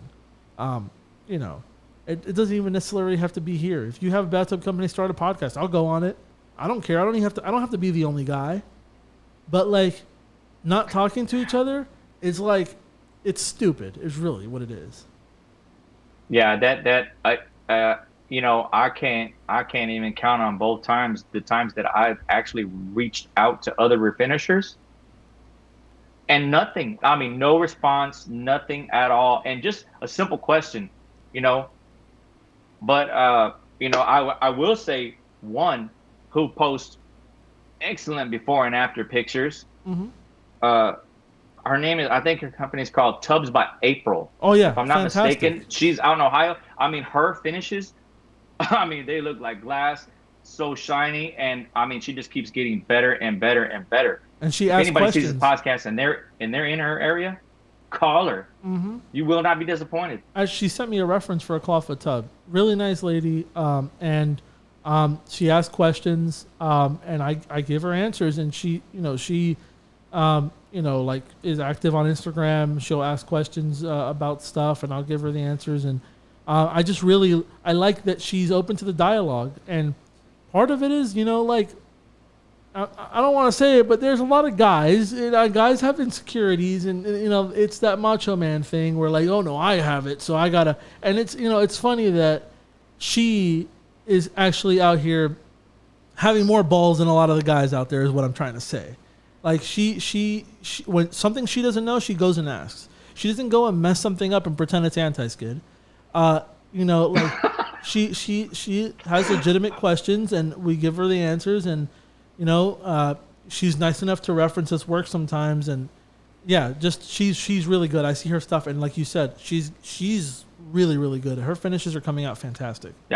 Yeah, really good, and everybody can't lay it out like that, Mm-hmm. And there's some of them that are simple fixes I see, and I'm like, man, this guy right here, he just he super shook his can like 5 minutes before he poured it in there and didn't strain it, you know. Yeah. It's just simple fixes like that. There's just it doesn't take all this super science. Yeah, it's just simple things like that, and you can see it in the finish, and it's like, you didn't mess up, man. It's just that you kind of did this. And yeah, and a lot of the times I see like maybe like a little speck of like dust or something that fell right on the surface, and it's like, if it's like one little thing, all you got to do is like grab like a razor blade and just pick it up and just hit it with a gun real quick. It'll go away. I don't know why people leave things like that. They're afraid to touch it. Just use tweezers, little razor blade, exactly. X-Acto knife. Exactly. Yeah. Use an X-Acto knife, man. Venture out, go look at things, research things. Yeah. Do things, and also look at other industries and what they're doing, because our HBLP guns, they're from way back. It started with a problem, mm-hmm. And the guy was doing it. Everything used to be painted by a brush. Yep. Products, just because you don't have a 3M, which 3M is good, they're great. The masks are good, but hey, don't sleep on Binks. Yeah. Go to Binks. They have guns, mask, guns, They got all kinds of stuff. You know, they've been around for a long time. Yeah, it's the same thing with Cap Spray Titan and Fuji Spray. Like, Fuji makes fantastic things. Like, they make really good products for HVLPs. And, you know, there are people that only swear by one thing. But, you know, try different things out, man. Yeah, don't limit yourself. Don't limit yourself to one thing. Don't limit yourself to one thing. You know, you'll find out something, you know, and just be curious, man. Use your resources, man. Use your resources. Yeah, research stuff. It can only get better, and share your information. Don't keep it all secret, man. Yep. You know, if you got a way to make something look a little better, hey, talk to one another as refinishers. Talk to one another. Yeah, it'll help us all in the long run. The more we communicate with each other and stuff, man. But anyway, yes, man, it will, man. I had a great time talking to you. This is going to be the longest podcast that we've done. So we're at 2 hours and 50 minutes. But it was really, really fun, and I'm looking forward to talking with you again, man. It was man, really, it was really great, fun. man. And next time we might be able to, I don't know, I'm going to see if I can get some pictures of some disasters. We can kind of break them down, you know, some things that went wrong and some people doing work, and I can kind of put it up on screen and see if we can find out what happened. And we'll talk some more shop and stuff like that. But I had a great time. Thank you for coming by, man. Definitely. Thank you for having me, man. I really appreciate it. Thank you. Yeah, man. And let people know who are listening, you know, where they can follow you or contact you, things like that. You can follow me on Instagram at Enso Refinish. On Instagram, on Facebook, Enso Refinish and Restorations. Also, I was gonna say something. I started thinking about too many things. But yeah, I'm located here in Houston, Texas. So if anyone has any refinishing that they want to get done, you know, contact me. All right, man. So I'm going to go ahead. I'm going to end the call now. Thank you so much for coming by. I'm going to close out the show by myself because I got to do something here. But okay. Thank you so much for coming by, man. Thank you. All right. Thank you, Daniel. All right. Bye-bye. All right, everybody. So that's going to pretty much do it for this episode of the podcast. Hopefully you guys enjoyed, man. It was a long episode, but there was so much to touch on. And I'm just glad to have somebody who's in the industry who really wants to learn more and bounce ideas off one another, like what we were talking about there. If you don't share, if you don't communicate with other people, everything you know will die with you. And, you know, this industry is still young enough where, you know, we can be fathers of an industry. It's rare, but, you know, if we use our personal branding plus our knowledge and expertise all together, we can build something amazing and keep refinishing going on for generations to come. So I ran out of breath there. But anyway, it was a great time. Thank you so much to Trinidad for coming through. Yeah, I'm going to go ahead and I'll see you guys in the next one.